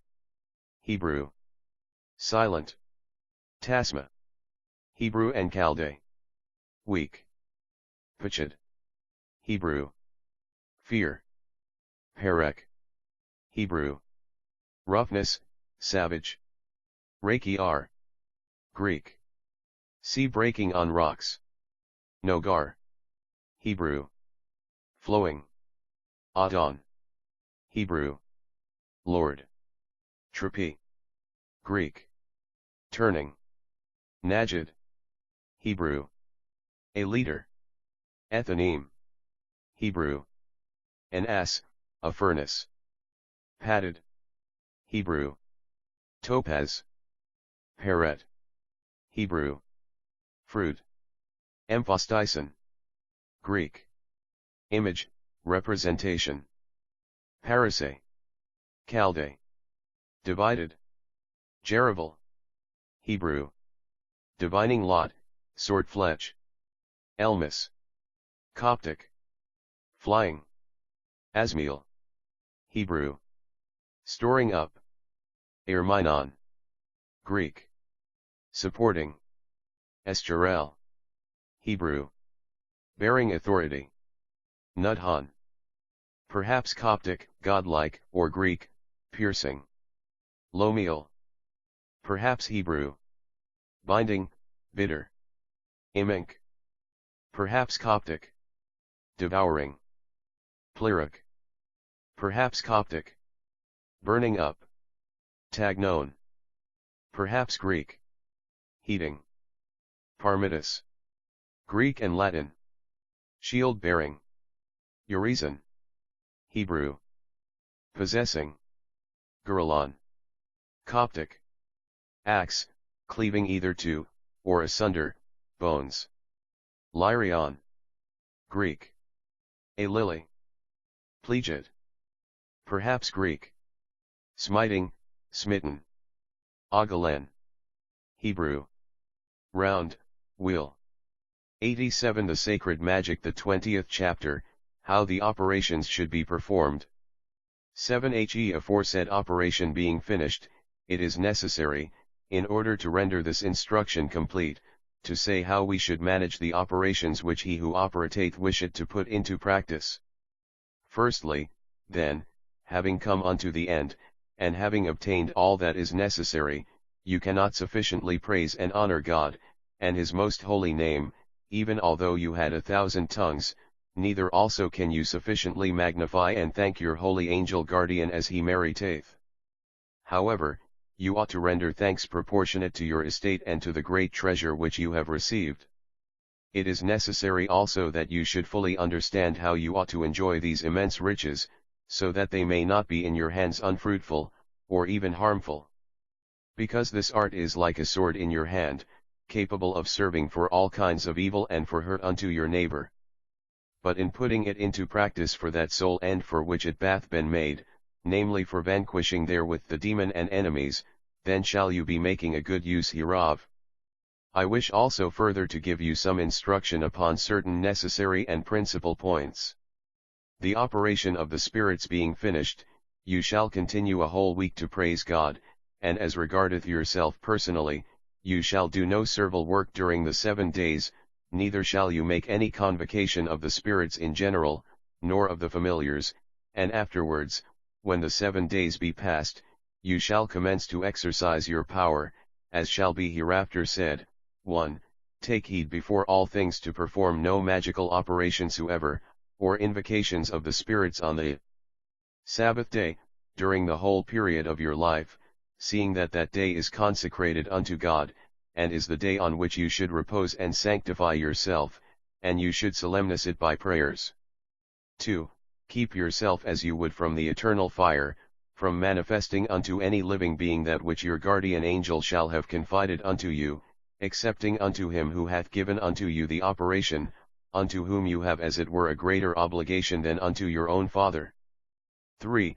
As far as lieth in your power, take heed in no way to make use of this art against your neighbor, except for a just vengeance, although I counsel 88 of Abramelin the mage you even in this particular to imitate God, who pardoneth even you yourself, and there is not in the world a more meritorious action than to pardon. 4. In the case of your angel dissuading you from some operation, and forbidding you to do the same, keep well from becoming obstinate therein, for you would in such a case ever repent it. 5.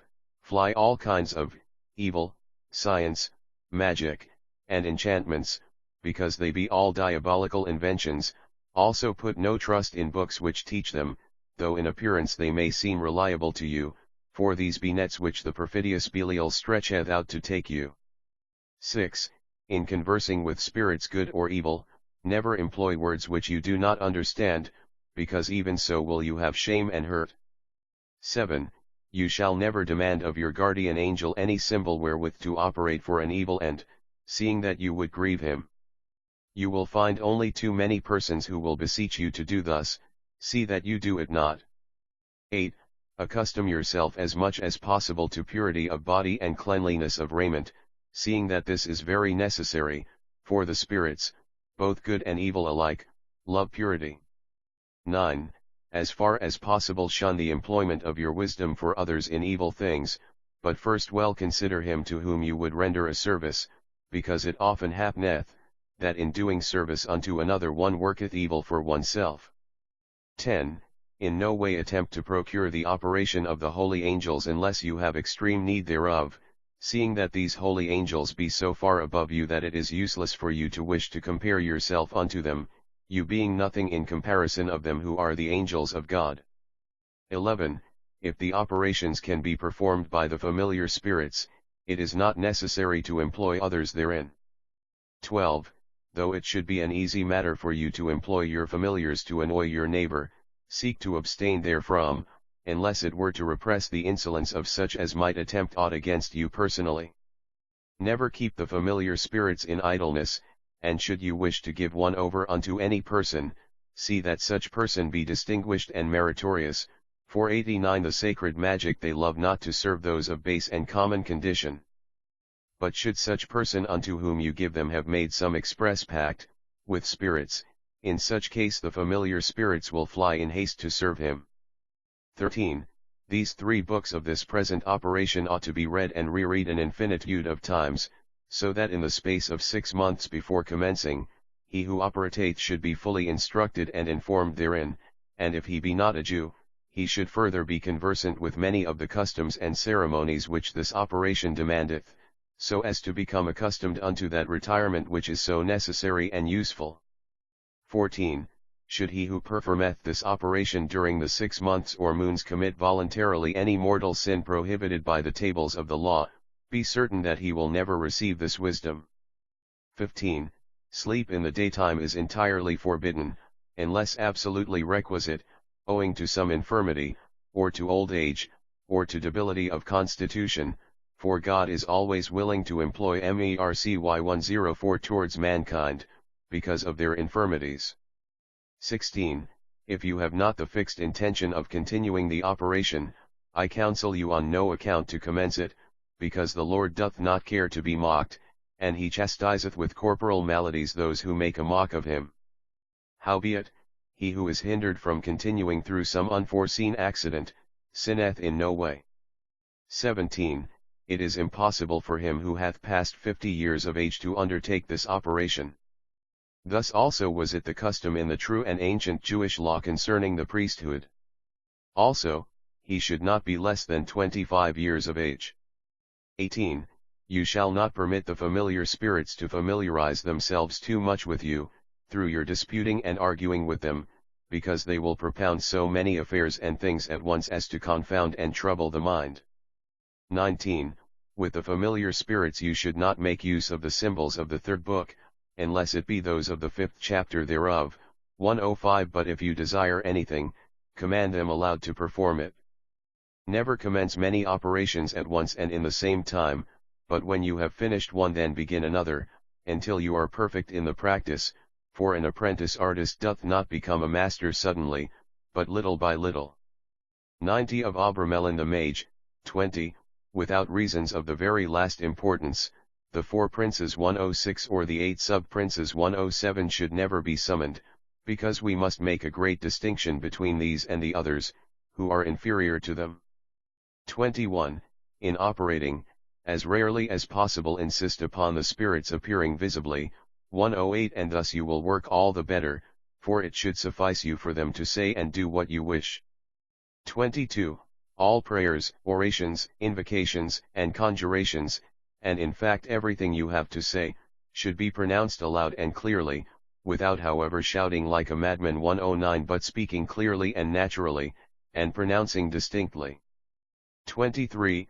During the 6 moons, you shall sweep the oratory every Sabbath eve, and keep it strictly clean, for it is a place dedicated unto the holy and pure angels. 24. Take heed that you commence no operation at night if it be important, unless the need be very pressing. 25. Your only object during your whole life should be to shun as far as possible an ill-regulated life, and especially the vices of debauchery, gluttony, and drunkenness. 110. 26. Having completed the operation, and being now the possessor of the true wisdom, you shall fast 3 days before commencing to put it in practice. 27. Every year you should make a commemoration of the signal benefit which the Lord hath conferred upon you, at such time feasting, praying, and honoring your guardian angel that day with your whole strength. 28. During the 3 days on which you constrain the spirits you shall fast, for this is essential, so that when you are working you may find yourself freer and more tranquil both in body and mind. 29. Note that the fasts are to be understood as commencing always from the first nocturnal star, and not otherwise. 30. Keep as an indubitable precept never to give this operation unto a monarch. 111, because Solomon was the first who abused it, and if you should do the contrary, both you and your successors would alike lose the grace hereof. 91. The sacred magic. With regard to this command, I myself, having been sought by the Emperor Sigismund, gave him willingly the best familiar spirit which I had, but I steadily refused to give him the operation, and it should not be given unto emperors, kings, or other sovereigns. 31. You may assuredly give, but it is not permissible to sell, this operation, for this would be to abuse the grace of the Lord who hath given it unto you, and should you act contrariwise unto this, you would lose its control. 32. Should you perform this operation in a town, you should take a house which is not at all overlooked by anyone, seeing that in this present day 112 curiosity is so strong that you ought to be upon your guard, and there ought to be a garden, adjoining the house, wherein you can take exercise. 33. Take well heed during the 6 moons or months to lose no blood from your body, except that which the expulsive virtue in you may expel naturally of its own accord. 34. Finally, during that whole time, you shall touch no dead body of any description soever. 35. You shall eat during this whole period neither the flesh nor the blood of any dead animal, and this you shall do for a certain particular reason. 113. 36. You shall bind by an oath him unto whom you shall give this operation, neither to give nor sell it unto any avowed atheist or blasphemer of God. 37.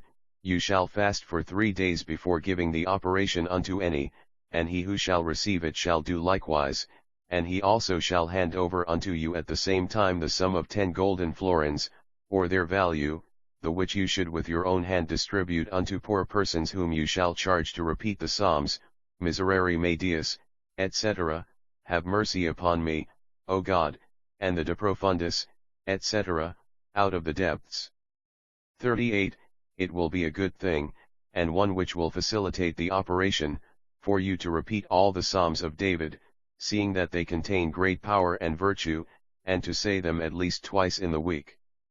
Also you shall shun gaming as you would the plague, because it ever is an occasion of blasphemy.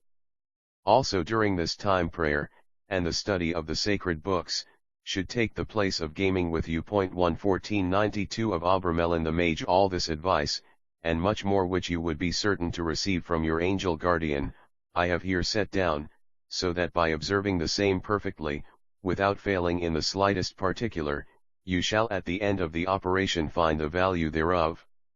I am now, therefore, about to give you distinct and sufficient information how to employ the symbols. 1:15 and how to proceed if you wish to acquire others.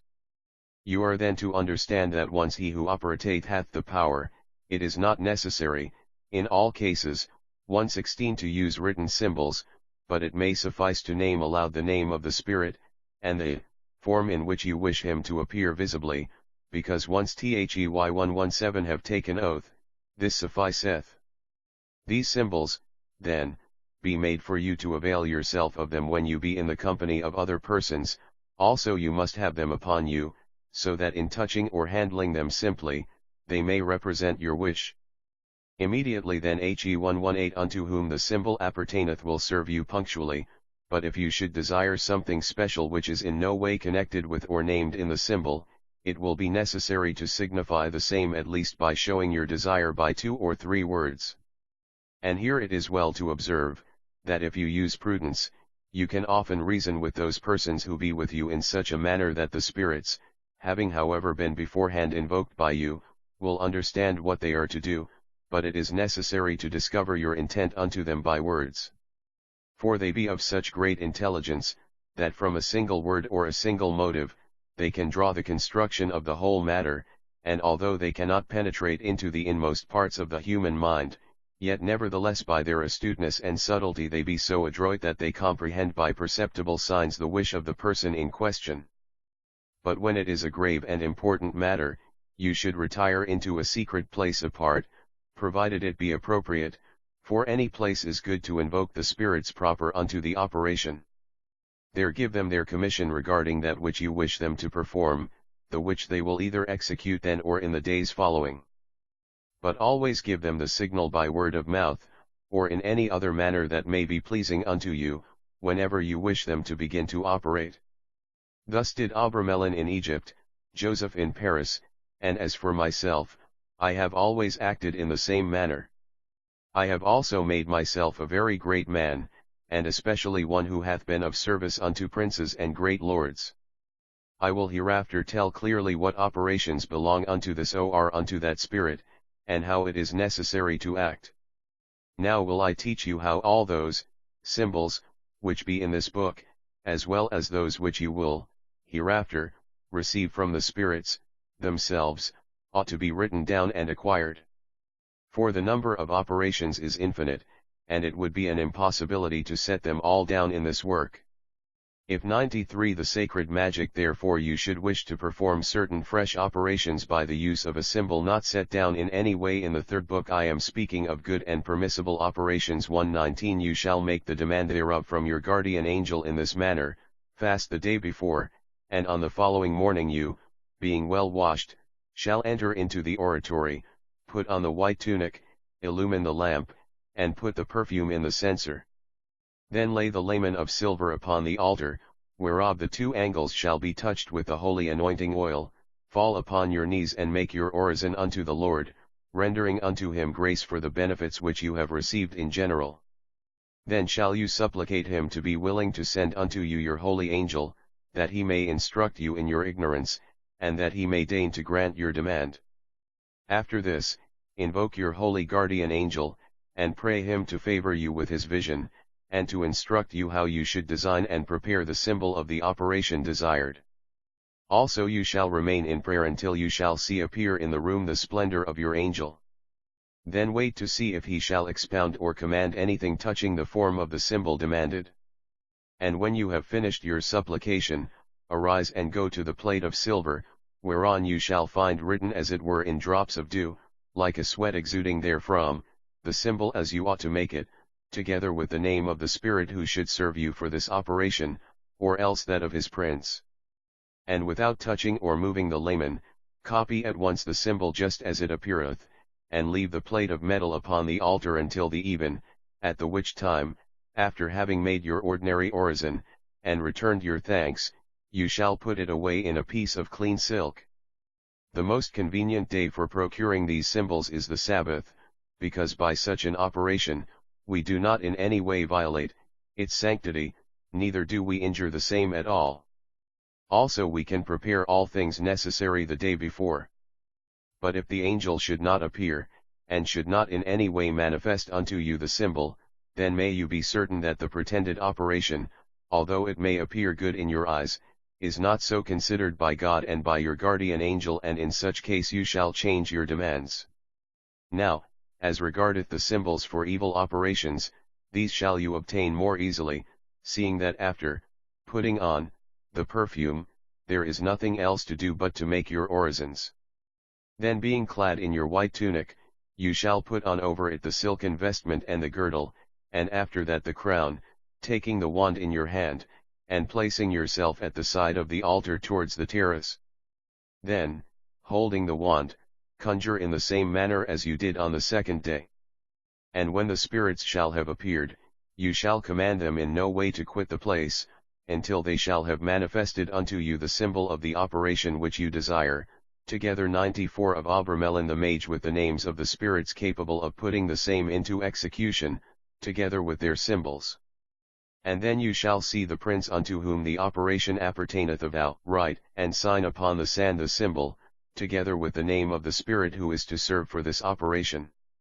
Then shall you take the surety and oath of the prince upon the symbol, and also of his ministers, as you will have previously done in accordance with the directions given in the 14th chapter. 120. And should several symbols be given, make them take oath upon them all.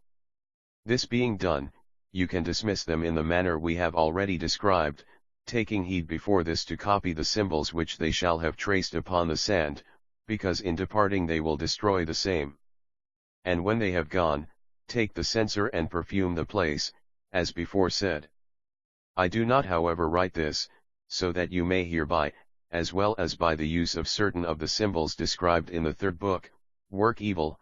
I have in no way written them down for such an end, but only that you may understand the full perfection of this art, and what we can herewith perform. For the evil spirits be exceeding prompt and exceeding obedient in the working of evil, it is to be wished that they were as much so for the good. However, take heed that you be upon your guard.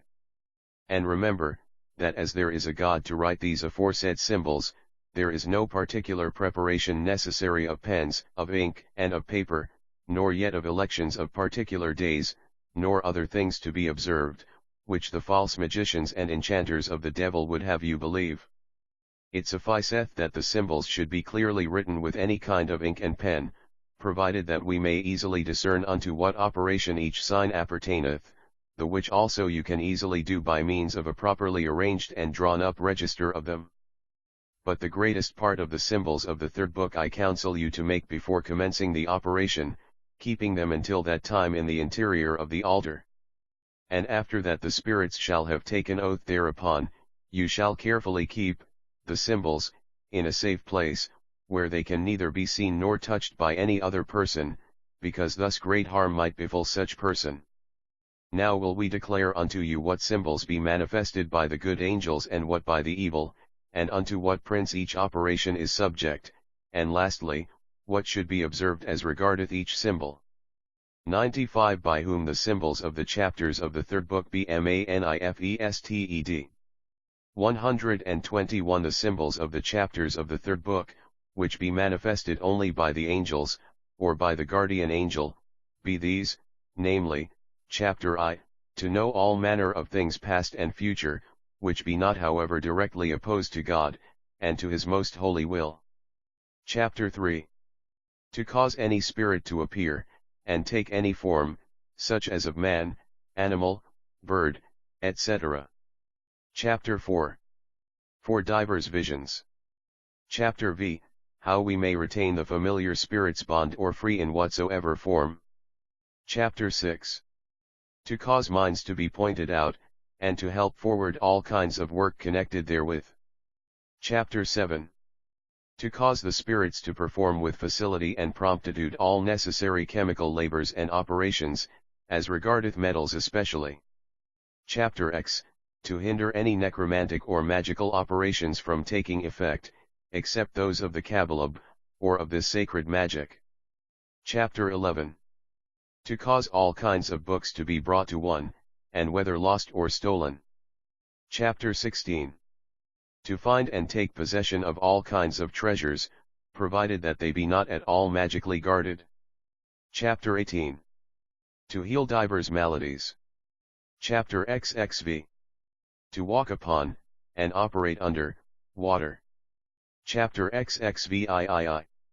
To have as much gold and silver as one may wish, both to provide for one's necessities, and to live in opulence. The following symbols be manifested in part by the angels and in part by the evil spirits, which is why we must not avail ourselves hereof without the permission of the holy angel. They are those of Chapter 2. To obtain information concerning, and to be enlightened upon, all sorts of propositions, and all doubtful sciences. Chapter 8. To excite tempests. Chapter 12. To know the secrets of any person. Chapter 13. To cause a dead body to revive, and perform all the functions which a living person would do, and this during a space of 7 years by means of the spirits. Chapter 14. The 12 symbols for the 12 hours of the day and of the night, to render oneself invisible unto every person. 96 of Abramelin the Mage. Chapter 15. For the spirits to bring us anything we may wish to eat or to drink, and even all kinds of food that we can imagine. Chapter 17. To fly in the air, and travel any whither. Chapter 19. For every description of affection and love. Chapter XX. To excite every description of hatred and enmity, discords, quarrels, contentions, combats, battles, loss, and damage. Chapter XXIV. To discover any theft that hath occurred. Chapter XXVI. To open every kind of lock without a key, and without making any noise. Chapter XXIX. To cause armed men to appear. The following symbols be only manifested by the evil spirits, namely, Chapter 9. To transform animals into men, and men into animals, etc. Chapter XXI. To transform oneself, and take different faces and forms. Chapter XXII. This chapter is only for evil, for with the symbols herein we can cast spells, and work every kind of evil, we should not avail ourselves hereof. Chapter XXIII. To demolish buildings and strongholds. Chapter XXVII. To cause visions to appear. Chapter XXX.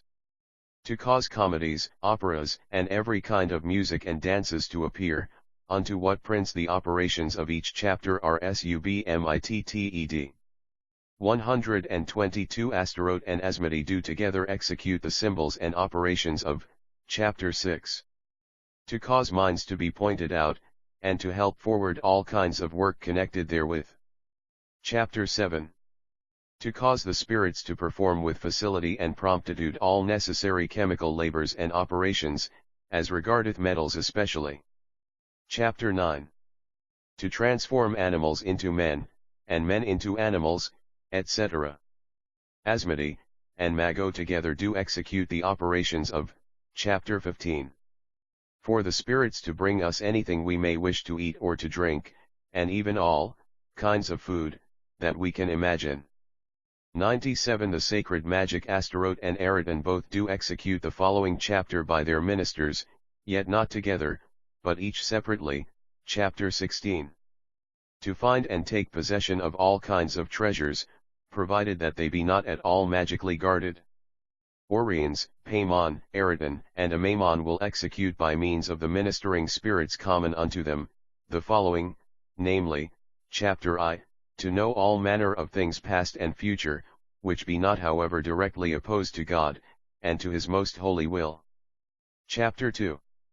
To obtain information concerning, and to be enlightened upon all sorts of propositions, and all doubtful sciences. Chapter 3. To cause any spirit to appear, and take any form, such as of man, animal, bird, etc. Chapter 4. For divers visions. Chapters v.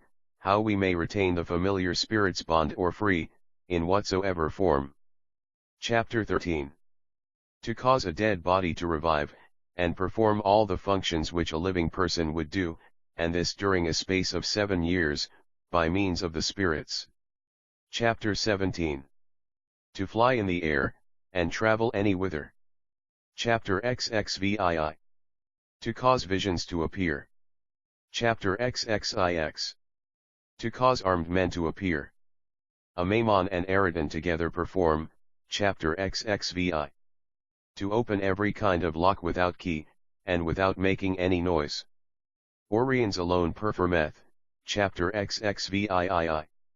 To have as much gold and silver as one may wish, both to provide for one's necessities, and to live in opulence. Paimon, alone, performeth, Chapter XXIX. To cause armed men to appear.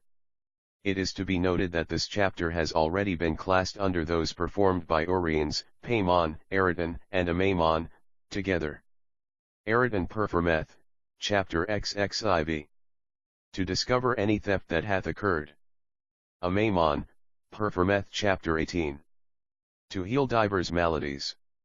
98 of Abramelin the mage Astaroth, performeth Chapter 8. To excite tempests. Chapter XXIII. To demolish buildings and strongholds. Mago, performeth 123 Chapter X, to hinder any necromantic or magical operations from taking effect, except those of the Kabbalah, or of this sacred magic. Chapter 11. To cause all kinds of books to be brought to one, and whether lost or stolen. Chapter XXI. To transform oneself, and take different faces and forms. Chapter XXIV. To discover any theft that hath occurred. Chapter XXX. To cause comedies, operas, and every kind of music and dances to appear.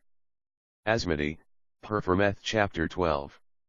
To know the secrets of any person. Beelzebub, performeth Chapter 9. To transform animals into maide, and men into animals, etc. Chapter XX. To excite every description of hatred and enmity, discords, quarrels, contentions, combats, battles, loss, and damage. Chapter XXII. This chapter is only for evil, for with the symbols herein we can cast spells, and work every kind of evil, we should not avail ourselves hereof. The operations of the following chapters can also, to a great extent, be administered by the familiar spirits, namely, Chapter 2. Scientific information. Chapter 4. Visions. Chapter 12. Secrets of other persons. Chapter 18. Healing of maladies. Chapter 19. Affection and love. Chapter XXIII. Demolishing buildings. Chapter XXIV. Discovery of theft. Chapter XXVII. Causing visions to appear. Chapter XXVII. Obtaining money. Chapter XXX. Visions of operas, comedies, etc. If at the beginning they excuse themselves from the performance, there is probably some hindering cause, and in this case you should make use of other spirits, but otherwise they must obey you in and throughout everything that you shall command them.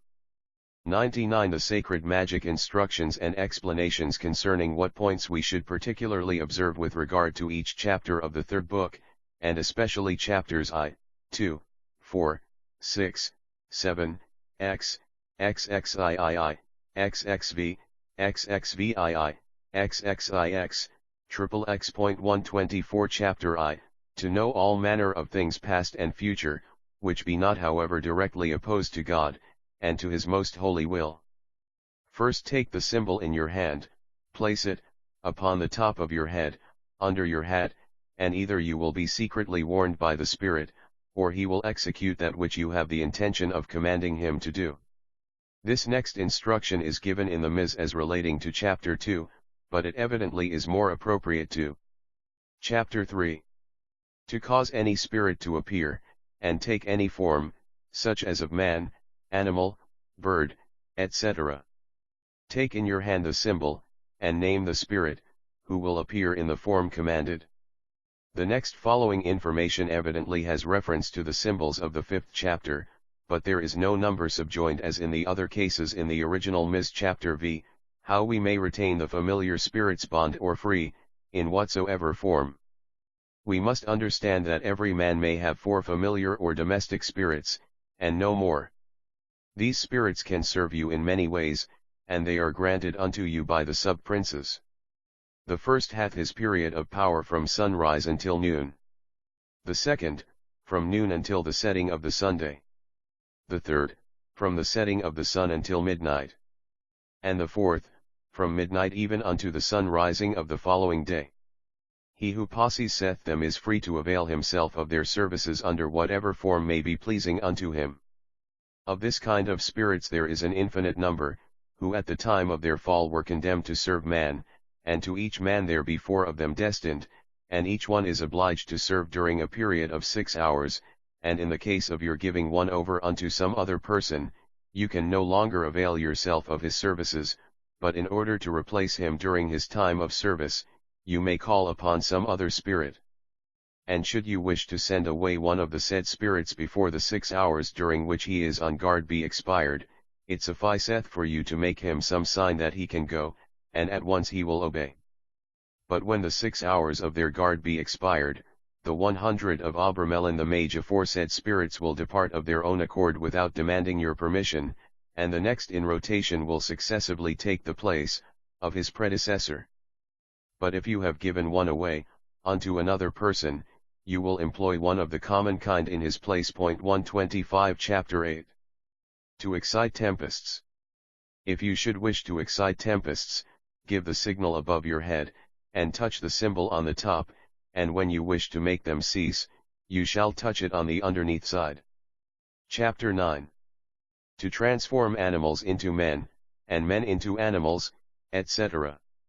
Let the being, whether man or animal, see the symbol, and then touch them suddenly with it, when they will appear transformed, but this will be only a species of fascination.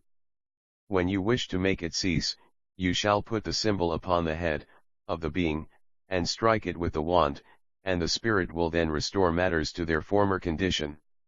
Chapter 11. To cause all kinds of books to be brought to one, and whether lost or stolen. Our predecessors, from the commencement of the world, have written many and diverse excellent books of the Kabbalah, whose value surpasseth that of all the riches of the world. These books have been for the most part lost by the providence or command of God, who hath not been willing that his high mysteries should be made public by such means, seeing that hereby through such books the worthy and unworthy can equally arrive at the enjoyment and possession of the secret things of the Lord. Some also have been burned in fires, or swept away by the waters, and other similar accidents have occurred, through the evil spirits, who are jealous of man's possessing such great treasures, and of being obliged to obey him. But this third part of this book, that is to say the sacred magic, is that which hath not been entirely lost, but the greater part hath been hidden and built up within a wall, and this hath happened by order of the good spirits, who have not permitted this art to altogether perish, being willing that he who should desire the same, should employ honorable means to obtain the same from the true and only God, and not from that perfidious one and deceiver, the devil, and his following. This operation being completed in the proper manner, you will be able to see and to read these books, but it is not permitted unto you to copy them, nor to keep them in your memory more than once. As for myself, I have made every effort to copy them, but as fast as I wrote, the writing used to disappear from the page, whence you may conclude that the Lord, knowing our nature, which is inclined unto evil, doth not wish that such great treasures should be 101 the sacred magic employed to serve unto that end. 126 and unto the destruction of the human race. Chapter 12. To know the secrets of any person. For this operation it sufficeth to touch the symbol, for at once the Spirit doth whisper the reply in your ear. But should you comprehend by such a means anything vile, whatever it may be, as you love the grace of the Lord, see that you keep yourself from making manifest that which you have obtained by the use of the symbol, seeing that by so doing you might work harm unto your neighbor. Every time that you touch the symbol you should mention by name the person whose secrets you desire to know. Chapter 13. To cause a dead body to revive, and perform all the functions which a living person would do, and this during a space of 7 years, by means of the spirits. I can in truth both say and affirm that a man who hath just died is divided into 3 parts, viz., body, soul, and spirit.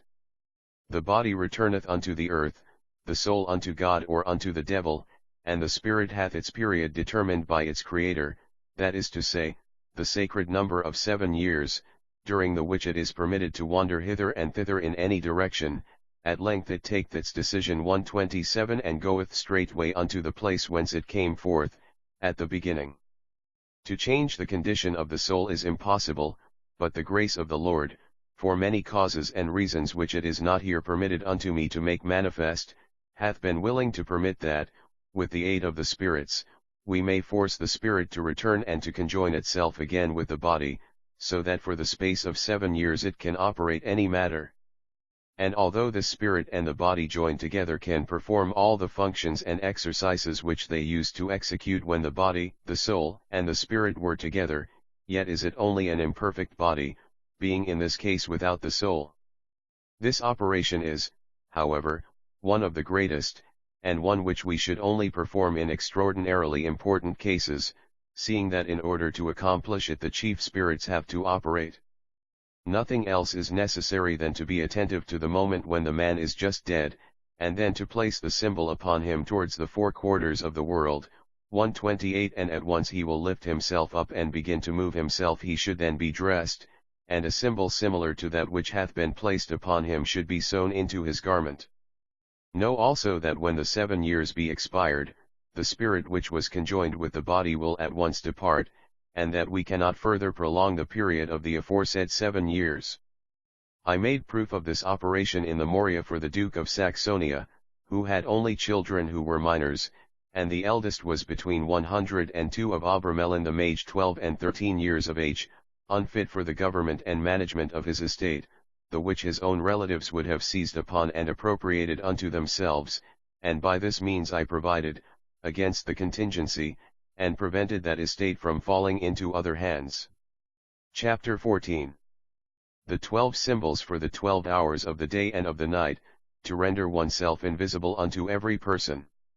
To render oneself invisible is a very easy matter, but it is not altogether permissible, because that by such a means we can annoy our neighbor in his daily life, for we can easily employ the same for producing various effects, and we can also work an infinitude of evils herewith. But, honestly speaking, we must not do the latter, such being expressly forbidden by God. This is wherefore I entreat you to avail yourself hereof always for a good and never for an evil end. You have in this chapter 12 symbols, for 12 different spirits submitted unto Prince Mago, who are all of the same force. You should put the symbol upon the top of your head, under the hat or bonnet, and then you will become invisible, while on taking it away, you will appear visible again. Chapter 15. For the spirits to bring us anything we may wish to eat or to drink, and even all kinds of food that we can imagine. As for this symbol, and all like ones appertaining unto this chapter, when you shall wish to make use of them, you shall put them between 2 plates, dishes, or jugs, closed together, on the outside of a window, and before a quarter of an hour shall have passed, you will find and will have that which you have demanded. But you must clearly understand that with such kind of viands you cannot nourish men for more than 2 days only, for this food, although it be appreciable by the eyes and by the mouth, doth not long nourish the body, which hath soon hunger again, seeing that this food giveth no strength to the stomach. Know also that none of these viands can remain visible for more than 24 hours, the which period being past, fresh ones will be requisite. Chapter 16. To find and take possession of all kinds of treasures, provided that they be not at all magically guarded. Should you wish to discover or to take possession of treasure, you must select the symbol which you wish, whether it be of a common or of a particular operation, and the Spirit will at once show it unto you, of whatsoever kind, or after whatsoever fashion, it may be. Then shall you place the symbol which is referable unto it thereon, and it will no longer be possible for it to disappear into the ground, nor for it to be carried away.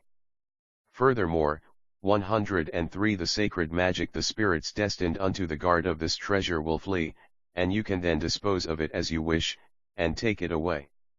Chapter 17. To fly in the air and travel anywhere. Name the place whither unto you wish to travel, and place the symbol upon your head, under the bonnet or the hat, but take well heed lest the symbol fall from off you through negligence or want of caution. Do not journey at night time unless necessity or some pressing reason thereto compelleth you, but select the daytime, and that serene and calm. Chapter 18. To heal divers maladies. Undo the bandages of the sick person, and clean them, and having applied the unguent and the compresses, put them again upon the sick person, and place the symbol upon them 129 and leave it thus for about a quarter of an hour, then take it away and keep it, for use on another occasion. But if it be an internal malady, you shall place the symbol upon the bare head of the patient.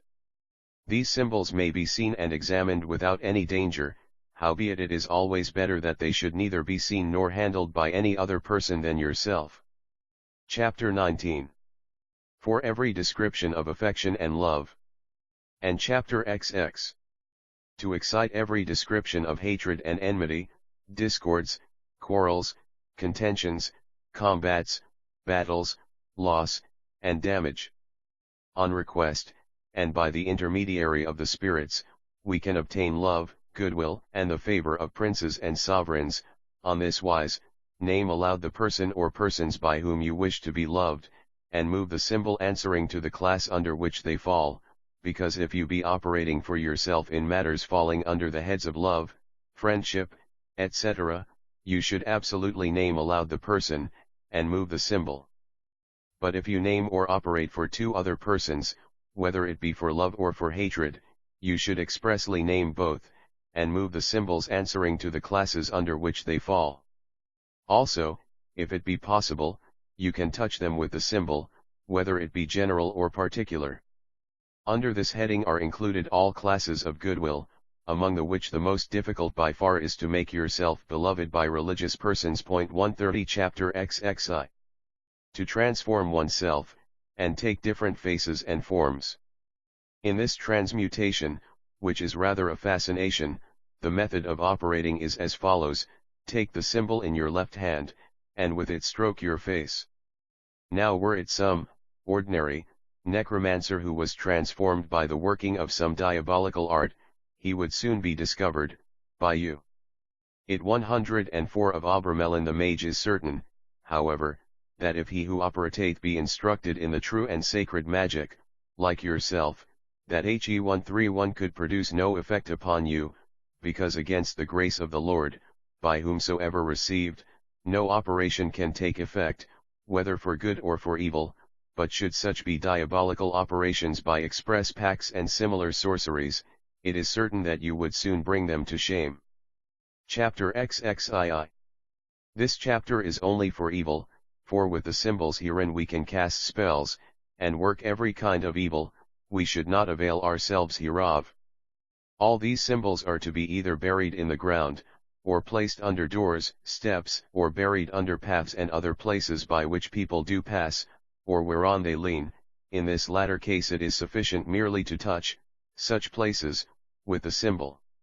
It must be here remarked that we can work much evil against our enemies, and if you know for a certain fact that they are attempting your life, there is no imaginable sin in availing yourself of these symbols for protection. But should you do this to please some friend, you would not escape easily with impunity from the disapproval of your guardian angel. Use then this knowledge as a sword against your enemies, but never against your neighbor, which would be without any result but that of bringing hurt to yourself. Chapter XXVI. To open every kind of lock, without key, and without making any noise. Should you wish to open anything locked, such as ordinary locks, bolts, 132 padlocks, coffers, cupboards, boxes, and doors, you shall touch them with the side of the symbol which is written upon, and immediately they will open without any noise, without being in any way damaged, and without exciting any suspicion of their having been broken open. When you wish to again close them, you shall touch them with the back of the symbol, that is to say, with the part thereof not written upon, and at once they will refasten of their own accord. And in no way should this operation be employed in churches, or for the committing of murder. Also, remember, that this operation can be used for all manner of wicked ends, wherefore we should obtain permission, first from our guardian angel, so as not to irritate him, and abuse the grace of God, which we have received. Neither should this operation be employed to aid in the commission of rapes and violation of women, but only for laudable effects, and other permissible ends. The child of whose services you avail yourself for the conclusion of this operation should not be more than 7 years of age, it should be able to speak clearly, it should be active, and should comprehend what you teach it to. 105 The sacred magic do, in order to serve you. And fear not that this child may be able to reveal and tell unto others anything of what he doeth, also he will not in the least remember that which he shall have done, and you can make trial thereof yourself by interrogating him after the 7 days be past, and you will find that he will be able to tell you nothing of that which hath passed, the which is a very remarkable thing. When you shall have thoroughly decided to give this present operation unto any, and which should only be given as a free gift, as I have already said, remember to make such person give you 7 florins, the which you shall distribute unto 7 poor persons with your own hand, and such poor persons must genuinely be in want. Them shall you straitly charge, to repeat for 7 days the 7 penitential psalms, or the Pater and Ave 7 times a day, praying unto the Lord for the person who hath given the florins unto you to distribute unto them, that he would deign to come unto his assistance, and to grant unto him for ever such strength that he may never transgress his holy commandments. While in the performance of the operation, be certain that each person, undertaking the same, is subject unto very great temptations to prevarication, and in particular unto great disquietudes of mind, to force the abandonment of the operation. For the mortal enemy of man is grieved that he should make the acquisition of this sacred science, the which also he receiveth from God himself, who hath by this means closed the way against the demon, this being the only object and end of this sacred science. For the enchantments whereof the evil enchanters and sorcerers make employ, are in no way wrought by the true method, and they only have power to execute their end in proportion to the tributes, sacrifices, and pacts, rendered in return, which latter evidently bring about the loss of the soul, and very frequently that of the body as well. Consider that it is the pride of the demon, which hath chased him out of heaven, and think what a heartbreaking thing it is for him to see a man, made of vile earth, command him who is a spirit, and who was created noble, and an angel, as well, and also that it is necessary that he should submit himself unto man, and obey him, not of his own free will, but by force, and by a power of command which God hath given unto man, to whom he is forced to humiliate himself, and to obey, he, who had the greatest difficulty in submitting himself unto his Creator. And yet, notwithstanding all this, he is obliged by his most profound humiliation, and by his most severe suffering, to submit himself unto man, for whom further is destined that heaven which he himself hath lost for an eternity. Wherefore you should continue the operation, and have recourse unto the Lord, and in no way be troubled, for you shall vanquish every difficulty, seeing that the Lord never faileth those who put all their confidence in him. 106 Of Abramelin the mage you may only give this sacred operation unto 2 persons, and in the case of your giving it unto a third, it would hold good for him, but you yourself would be forever deprived of it. I beseech you in grace to well open your eyes, and thoroughly examine him unto whom you shall give so great a treasure, so that he be not one who will make use of the same to make a mock of God, which is a sin so great, that we Jews are a living proof thereof. For since our predecessors began to make use of this sacred magic for evil, God hath granted it unto so few among us, that in my whole lifetime, ourselves included, we be but the number of 7 persons who by the grace of God possess the same. When the child shall warn you that your guardian angel hath appeared, then shall you, without moving from your place, repeat in a low voice Psalm 30, which beginneth, Kofi eber tibi domini, in toto cord meo, I will give thanks unto thee, O Lord, with mine whole heart, etc. And, on the contrary, when you shall convoke for the first time the 4 chief spirits, you shall say Psalm XC, qui habitat in agitario altissime, whoso dwelleth in the defense of the Most High, etc., and this not in a low voice as in the preceding case, but, aloud, as you usually speak, and standing where you happen to be. Chapter XXVIII.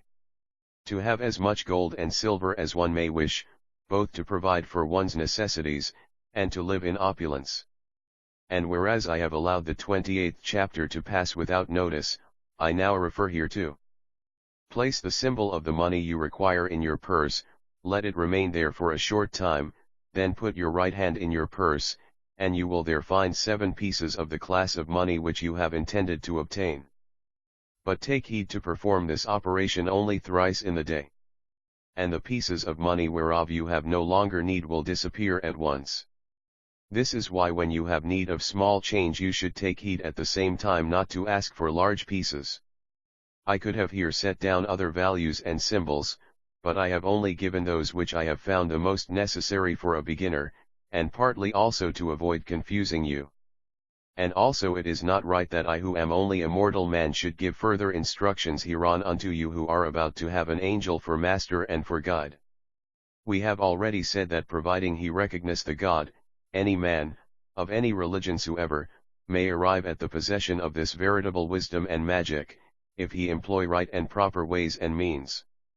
Now I say further that unto whatever LAW 133 he who operateth may pertain, he can observe the feasts, etc., thereof, provided that they hinder not the operation, with a firm and true conviction that he shall have from his angel greater lights as to the points 107 the sacred magic wherein he may be liable to err. Wherefore you shall be ready and willing to correct your faults, obedient in all things, and on all occasions, unto his precepts. And you should observe exactly and inviolably from point to point, everything touching the regimen of life, the practice, and other counsels given in this book. As we have already said, if by chance some slight indisposition should overtake you after the commencement of the operation, you shall observe that hereinbefore laid down, but should the illness become very much worse, so that remedies become necessary unto the health of the body, and that you have to undergo bloodletting, then do not harden yourself against the will of the Lord, but having made a brief prayer, thank him for having visited you in this manner. And having made use of remedies which oblige you to leave off the operation already begun, so as not to become as it were your own murderer, and notwithstanding that it grieveth you to the heart to be forced so to do, yet nevertheless conform yourself unto his holy will. And when you shall have regained your accustomed health, in his own good time shall you return unto the operation, feeling sure that he will grant you his aid. Such a forced desistance doth not hinder you from awaiting a fitting time, when you may recommence, seeing that such interruption is not in any way voluntary, but forced by necessity. Whereas, had this interruption occurred through pure caprice, you ought never to think further of recommencing, because we must not make a mock of God. There be 2 kinds of sins which are infinitely displeasing unto God. One is ingratitude, and the other incredulity. I say this cursorily, because the devil will not fail to insinuate 1,000 ideas into your head, such as, that this operation may perhaps be a real thing, and perhaps not, that the symbols are badly drawn, etc., so as to make you comment upon the subject. This is why you must have faith, and that you must believe. Neither should you dispute concerning that which you understand not. Remember that God out of nothingness hath created all things, and that all things have their being in him. Watch, work, and you will see. In the name of the most holy Adonai, the true and only God, we have finished this book in the best order and with the best instruction which has been possible to me. Know also that it is only in God that you will find the sole and certain way to arrive at the true wisdom and magic, but yet also by following out that which I have written down in this book with such exactitude. Still, however, when you shall have put anything into practice, you shall manifestly know how great and immeasurable hath been my paternal affection. 134 And in truth I dare to say that I have done for love of you what no one in our times hath undertaken, and in especial in that I have declared unto you the two symbols, that of the child, and your own particular 1,135 without the which I swear unto you by the true God that out of 108 of Abramelin the mage persons who might undertake this operation, there would be only 2 or 3 who would actually attain unto it. I have, however, removed most of the difficulties, therefore, be now tranquil, and despise not my counsel. It need not appear strange unto you that this book is not at all like unto so many others which I have, and which are composed in a lofty and subtle style, because I have composed this work expressly in order to spare you so much labor, and to enlighten therein the difficulties which you might, otherwise, have encountered in order to comprehend its meaning. And so that it might not be at all necessary for it to pass into other hands than your own. In making this book I have in no way availed myself of eloquent but peculiar expressions, which those who write such works usually make use of, and even then not without mystifications. But I have employed a certain manner of arrangement, making a mixture of the subject matter, and dispersing it here and there in the chapters so that you may be forced to read and reread the book many times, and also the better so to do, to transcribe and imprint it in your memory. Render then your thanks unto the Lord God Almighty, and never forget my faithful advice, even unto the day of your death. Thus will the divine wisdom and magic be your wealth, and never can you find a greater treasure in the world. Obey promptly him who hate you that which he hath learned by his own experience, and I pray and conjure you by that God who is my God, to observe summarily and inviolably the 3 following heads which should serve you as guides and limitations until you shall pass the gulf of this miserable world. 1. Let God, his word, all his commandments, and the counsel of your angel, never depart from your heart and from your mind. 2. Be the declared enemy of all the evil spirits, their vassals and adherents, during the whole period of your life. Dominate them, and regard them as your servitors. 136 If they make propositions to you, demanding from you pacts, or sacrifices, or obedience, or servitude, refuse them with disdain and menaces. 3. It is more than evident that God can know the heart of men, the which none else can do.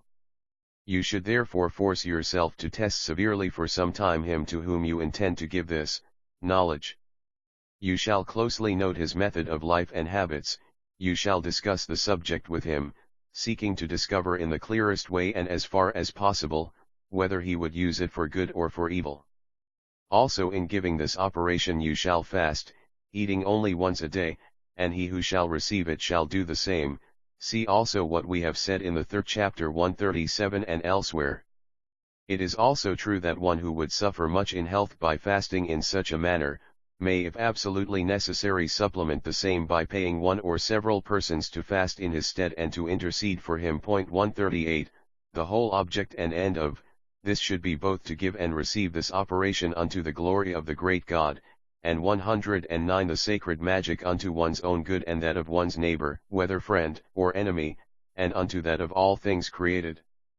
The 10 florins of gold 139 shall be distributed by your own hands when you shall have received the money, unto 72 poor persons who know the Psalms, as mentioned in a preceding chapter, and see also that you fail not in this, for it is an essential point.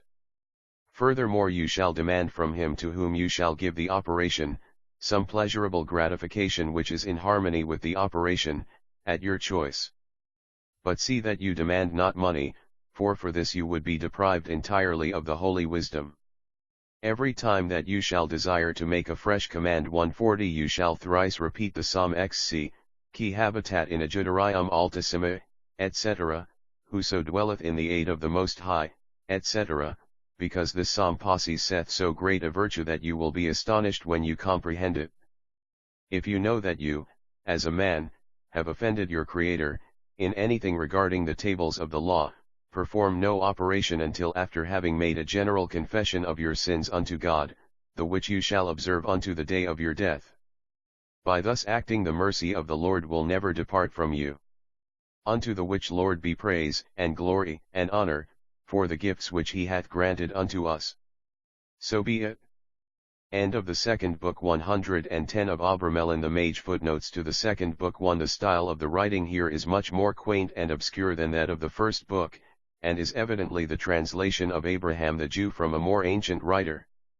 2. i.e., the Revelation, or Apocalypse. 3. This whole passage about the signification of these numbers is very obscurely worded in the original.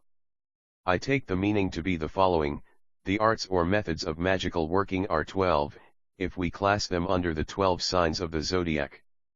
The second number mentioned above, 5, is perfect because of its analogy with the pentagram, that potent symbol of the spirit and the 4 elements. 6 is the number of the planets, as known to the ancients, without the recently discovered Herschel and Neptune. As the Chaldean oracles of Zoroaster say, he made them 6, and for the 7th, he cast into the midst thereof the fire of the sun. 2 operates in the stars and planets as representing their good or evil influence in the heavens, in other words their dual nature. 3 consists in the metals because, the ancient alchemists considered their bases to be found in the 3 principles which they called sulfur, mercury, and salt, but by which they did not mean the substance which we know under these names. 4 i.e., probable as opposed to certain. 5 i.e., professing magicians. 6 in the original Ms. Nous savons déjà dit quel est la science que j'ai dois vous enseigner c'est à quel n'est point humain, etc. 7 ibid 8 in the original, comme je suis à présent vous devez donc penser avant que d'entrer dans cebal, etc. 9 i.e., he who intends to undertake the operation. 10 I doubt this assertion very much. 11 Here comes another touch of prejudice. In the present day many of the profoundest students of the Kabbalah are women, both married and single. 12 It is necessary that the reader should not misunderstand this passage. What are meant are those black magic works containing garbled and perverted words and characters, and which teach nothing but hurtful and selfish practices, the great point in which is generally the forming of a pact with an evil spirit. Because true characters represent the formulas of the currents of the hidden forces of nature, and true ceremonies are the keys of bringing the same into action. 13 It seems again to me here that Abraham the Jew stretches the matter too far. It is perfectly and utterly true without doubt that angelic magic is higher than that form of talismanic magic which has its basis in the astrological positions of the heavenly bodies, and can therefore do more, and be also independent of astrological considerations, because the matter is relegated to a higher plane than this, and one wherein the laws of physical nature do not obtain. But certainly when working with the rays of the sun, we shall more easily find his occult force of heat attainable when he himself is producing that effect upon the earth, i.e., when he is in the sign of the lion, while when he is in that of the bull his force will be rather that of germination, etc., when in the northern hemisphere. And the same with the other planets. Also if working by the Indian Tatwas, we shall find it necessary to consider the position of the moon, the time in the day, and the course of the Tatway in the period of 5 Guras. Of 111, the sacred magic course Abraharn could not make the experiments of Rabbin Moses succeed if he substituted the laws of another plane for their own. 14 So it would be if he applied it to the angelic working, but equally it would be an error which, though not so great, would still entail failure, to apply laws exclusively of the angelic plane to those experiments which would mainly depend on the physical rays of the planets, though undoubtedly the angels of a planet govern its rays. But the angels of Mars do not govern the rays of Jupiter, nor those of the latter the rays of Mars. 15 The grimoires of black magic would usually come under this head. But, nevertheless, the extravagant words therein will be usually found to be corruptions and perversions of Hebrew, Chaldee, and Egyptian titles of gods and angels. But it is undoubtedly evil to use caricatures of holy names, and these for evil purposes also. Yet it is written in the oracles of Zoroaster, change not barbarous names of evocation, for they are names divine, having in the sacred rites a power ineffable. 16 Yet, notwithstanding, it is well in a sacred magical operation to employ a language which does not to our minds convey so much the commonplace ideas of everyday life, so as the better to exalt our thoughts. But, as Abraham says, we should before all things understand what we are repeating. 17 The Passover is about the vernal equinox and nearly corresponds to our Easter. It begins on the 15th or 16th of the Jewish first month equals Nisan or Aviv. The Feast of Tabernacles begins about the middle of their 7th month equals Tisri. 18 i.e., religious denomination. 19 It is immaterial whether the religious conception be theistic or pantheistic. 20 The initiates of the true Rosicrucian wisdom know that there is a certain force in the observance of the equinoxes.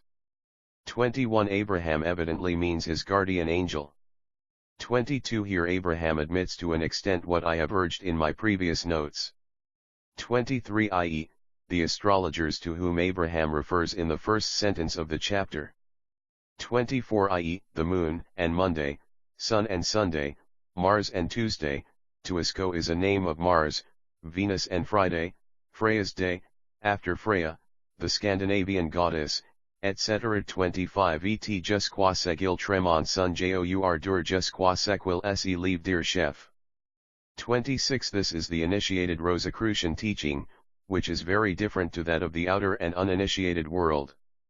27 This is the great point to be studied in all magical operations soever, and unless the whole heart and soul and faith go with the ceremony, there can be no reliable result produced. 28 The title of the 11th chapter of the second book is, Concerning the Selection of the Place. 29 Meaning in the case where the aspirant unto the sacred magic is a servant actually then serving a master. 30 The object of most of these instructions is of course to keep the astral sphere of the aspirant free from evil influences, and accustom him to pure and holy thoughts and to the exercise of will power and self-control. The student of the Indian Tattwas will know the value of active meditation at sunrise because that moment is the akasic commencement of the Tattwic course in the day, and of the power of the Swara. 31 i.e., the Christians. 112 of Abramelin the Mage. 32 This probably means in the bedchamber before entering the oratory. 33 Que vous puissiez jouer et résister à la présence, etc. 34 i.e., independent. 35 i.e., the ashes of the charcoal and incense. 36 In the text evidently by a slip the word grandeur is repeated la grandeur de Dieu. 37 Laissez apart toutes les choses curieuses. 38 This chapter is previously referred to in the 7th chapter in speaking of the bedchamber and the oratory. 39 L'avenue, the modern sense of this word is, of course, a road or path bordered by trees. 40 Compare the following description with that of Sir Philip Derville's so-called observatory, in The Strange Story, by Bulwer Lytton. 41 i.e., the terrace, or balcony. 42 i.e., the spirits. 43 i.e., the altar. 44 He here evidently means the oratory, and not the bedchamber described in chapter 45. The Rosicrucian initiate will note the description of these vestments. 46 Mir and Larmes. 47 Galanka, or Galanga, an Indian root, used for medicinal purposes. See description of holy anointing oil and perfume in Exodus XXX. 48 Olibanum. 49 or storax. 50 A brass is a fathom, but here perhaps implies rather an arm's length, lune brass and verin ou demi aln. 51 i.e., in the hollow interior of the altar. 52 Which give the instructions for these periods. 53 Concerning the 2 last moons. 54 It will be remarked how this point is insisted on. 55 Which, apparently, should refer to the coals, and not to the censer. 56 Preferably I should advise upon the western side of the altar, and facing therefore the east. Also I would have the cupboard opening upon the western side, for certain mystical reasons. 57 The place of the third eye Indiana the Indian figures of gods. 58 This is apparently a slip for the 7th chapter, as the 3rd chapter is only a short one regarding those who are fitted to undertake the operation. 59 See Book I, Chapter XII 60 Because previously when he has mentioned a foregoing chapter, it has been one of those in the 2nd book to which he has referred. 61 If the operator himself has developed the clairvoyant faculty, which the training he has subjected himself to for 6 months ought to have greatly aided, and be pure in mind, I can see no necessity for the employment of a child as seer. 62 i.e., your special and particular guardian angel. 63 En la familiarite et conversation delange. 113 The sacred magic. 64 i.e., those of a material force, many being evil, some few inclined to good, most of a mixed nature, somewhat good yet the evil predominating in their dispositions. 65 i.e., this 2nd book of the 3 constituting the treatise. 66 i.e. the red robe, or mantle. 67 Ous I vous estes en campagne mets vous du cost, du ponant. This word ponant is almost obsolete in modern French, being only employed in a nautical sense, and even then but rarely. It implies the west, or rather the part of the ocean towards the west. Even in the Middle Ages this expression was not in wide use. The occult student will remark here the idea of turning to the east to pray, and to the west to invoke. But usually in magic it is advisable to turn towards the quarter sympathetic in nature with that of the spirit you wish to summon. 68 That is if you convoke them to serve you. But all medieval tradition implies that they are ready enough to come if you are an evil-minded person wishing to make a pact with them to obtain magical force, i.e. a goetic magician as opposed to an initiate adept. 69 This is why in religious and magical writings such stress is laid on the importance of controlling the thoughts, which are as it were our prototypical speech and action in all matters of importance. Modern thought reading would alone suggest this to persons unskilled in occultism. 70 Les esprits jugent par la de nostre ignorance et serendent plus reve chet ostine. The initiate knows the value of an invocation written by himself, in harmony with and expressing exactly his will and idea. But this does not deny the utility of many of the conjurations handed down by tradition. 71 Yet the advantage of its being in a language which you do not immediately associate with the things of everyday life is great, provided always that you understand the words and repeat them and pronounce them correctly. 72 This recalls the phrase so frequent in conjurations, in which the spirits are commanded to appear in human form without any deformity or tortuosity. 73 Because some of the demonic forms are so terrible that the shock of their sight might cause a person of a nervous temperament to lose his reason. 74 I must again repeat that it is only evil and perverted symbols which come under this denunciation of Abraham the Jew, for nearly all pentacles and seals are the symbols and sigils of divine and angelic names. 75 i.e., of allegiance to you. 76 The 4 superior spirits and princes are, Lucifer, Leviathan, Satan, and Belial. 77 The 8 sub-princes are, Astaroth, Magoth, Asmodeus, Beelzebub, Orions, Paimon, Eriton, and Amimon.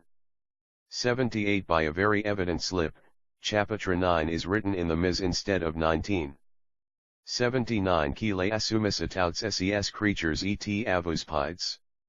80 This whole paragraph is difficult of clear translation by literal rendering, so I give the Ms text. Secondement que vostre fin nest point curiosite maligni mais alhonor et gloire de Dieu et aliodolite propre et a celle de tout le genre humain et portant tout ces joys que vous les appellerez avec quelque soit signe ou parole étant quelque soit temps et lieu et pour quelle soit occasion et serval d'abord sans aucunement retarder iant apparutre et obéissant à vos commandements et tocas quils. Usant un empêchement légitime quils iant vis envoyer d'autres esprits ils nomen présentement cirquisiront capable et puissant 114 of Abramelin the mage pour obéir et accomplir vostre volonté et vostre demande en leur place et quils vous permeltent et jurent d'observer cela parle tres rigoureux jugement de Dieu et par la très grande peine et châtiment des anges sur yux ils consentiront d'obéir et les 4 princes souverains vous nommeront les 8 sous-princes quils vous enverront in leur place. Allure faire prêter le serment comme je l'ai déjà dit de paraître d'abord, etc. The writer of this manuscript never uses the slightest punctuation, and paragraphs are infrequent. 81 i.e., beyond the door, but being careful not to go out onto the terrace yourself. 82 written à droite by a slip in the Ms. 83 i.e., upon the sand on the terrace. 84 again erroneously à droite. 85 i.e., unto the subservient spirits of Astaroth. 86 i.e., whether verbal, or mental, or by gesture. 87 again note that the whole of the operations of this magic of Abramelin and of Abraham the Jew depends on these symbols, so that it is not the true and sacred pentacles and symbols which he condemns, but erroneous and corrupted ones made use of ignorantly. 88 if i.e., in those which the operator has written down from the third book, and placed at the entry of the door for Astaroth to take oath upon. 89 i.e., servitors belonging equally to these two sub-princes together. 90 i.e., Orions, Paimon, Araton, and Amamon. Araton is often called Egan or Egin in other works on magic. 91 i.e., following the order of the classification in the 19th chapter of the second book. 92 i.e., Orions, Paimon, Araton, and Amamon, one spirit from each for a familiar. 93 entitled, How one may retain the familiar spirits, bound or free, in whatsoever form. 94 i.e., so that each of the four familiars shall serve a fourth part of the 24 hours of the day, that is 6 hours. 95 however, in all magical works great stress is laid on the importance of licensing a spirit invoked in the operation to depart, and if he be unwilling, of even compelling him against his will to return to his place. It must be remembered here, in this operation of Abraham the Jew, that not only his oratory but his bedchamber also is kept pure and consecrated, and therefore it would be next to impossible for an evil spirit to break through to attack him. But in all magical evocations by the circle the magician should never quit the same, without having licensed and even forced the evil spirits to depart, as cases are on record of the operator experiencing sudden death. I myself was present on an occasion when in the evocation by the circle, the magician incautiously having stooped forward and outward just over the limit of the circle, received a shock like that from a powerful electric battery, which nearly threw him down, struck the magical sword from his hand, and sent him staggering back to the center of the circle. Compare also with this incident Alan Fenwick's experience in the strange story, when his hand accidentally went beyond the limits of the circle when he was replenishing the lamps during the evocation. 96 viz., Lucifer, Leviathan, Satan, and Belial. 97 i.e., the demons and evil spirits generally. 98 the demons generally. 99 in the original, demands 8 apparitions. 115 the sacred magic 100 Let me here once again insist on the absolute necessity in occult working of being courteous, even to the evil spirits, for the operator who is insolent and overbearing will speedily lay himself open to obsession by a spirit of like nature, the which will bring about his ultimate downfall. 101 A similar name, Burial, is given under the spirits subservient to a Maimon. 102 See same name under Orions. 103 See same name under Beelzebub. 104 in Ms., user dehumanite. 105 entitled, How we may retain the familiar spirits bond or free, in whatsoever form. 106 viz., Lucifer, Leviathan, Satan, and Belial. 107 viz., Ashtaroth, Maguth, Asmodeus, and Beelzebub, Orions, Paimon, Araton, or Egin, and Amimon. 108 For not only does constraining them to visible appearance require reiterated conjurations, but also they must be in some way provided with the necessary elements wherefrom to build up a body to manifest in. 109 in the original, Sansportant crier come on foot. 110 I have by this phrase translated the expression in the original, le vista crapule. 111 This also seems like mere prejudice on the part of Abraham. 112 Remember that this present day means of course the period when Abraham was writing this work, i.e., 1458. In this particular of curiosity the world has doubtless changed little since. 113 probably implying that the evil spirits could easily obsess such animal, so as to act upon the operator through whatever he might eat of it. 114 in the original Ms. Vujeres leju cum la pest parsequil occasion tujers du blasphemuder dan ce temps la livritable jou est laura isen et la lecture des livres sacres. By jeu, here is evidently meant gaming or gambling, and not simple recreation and amusement, which latter would be almost a necessity during this period, to prevent the brain giving way from the intense nervous strain. 115 i.e., those of the third book. 116 I have here interpolated in all cases, as otherwise this passage would clash with remarks elsewhere. 117 i.e., the spirits, who have sworn allegiance to the operator at his convocations of them. 118 i.e., that spirit. 119 this parenthesis is Abraham's. 120 i.e., of this second book. The chapter is entitled, Concerning the Convocation of the Spirits. 121 I have thought it advisable to add here the headings of these chapters at length. 122 here again I am giving the headings of the chapters of the third book at length, as by so doing they form a species of key to the character, nature, and offices of the prince who governs their operations.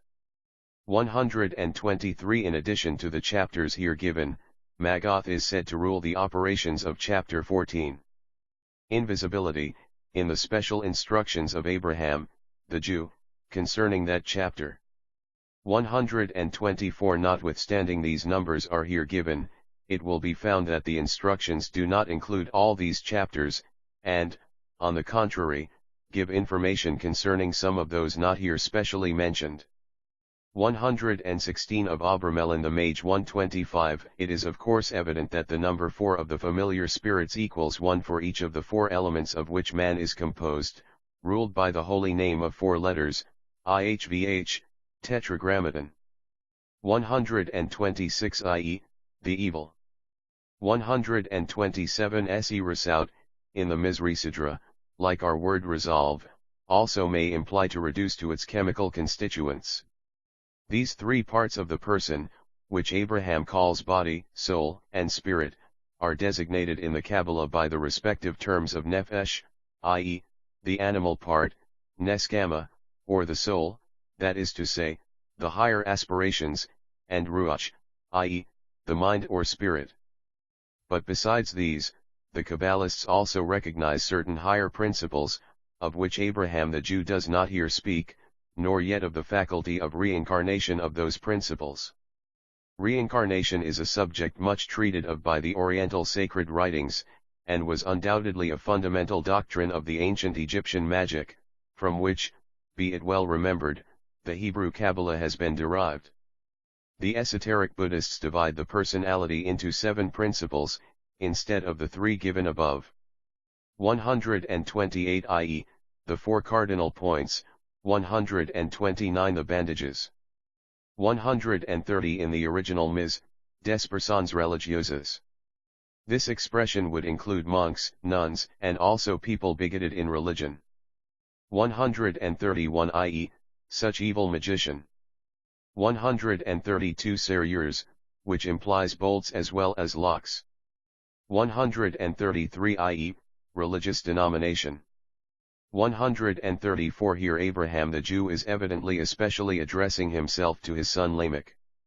135 These 2 symbols are probably those which are placed at the extreme end of the third book, i.e., the magical squares with the names Adam and Uriel returned therein, and of which the squares of numbers above are evidently intended for the reverse sides, Adam being applied to the child, and Uriel to the guardian angel of Lamech. 136 Again let the practical occultist remember that this counsel applies principally to adepts, for the ordinary man cannot command the demon seeing that he has not yet learned to understand and control even all his thoughts, and the adept can only command such beings through the knowledge of his higher self, and of his guardian angel. 137 i.e. of the second book. 138 I think the system of substitution should be very rarely practiced. He must be a very spiritless person who would be dissuaded by the prospect of fasting for a day or two. 139 before alluded to in several places. 140 This would apparently apply to a command given to the demons, and not to an aspirant for the sacred wisdom. 117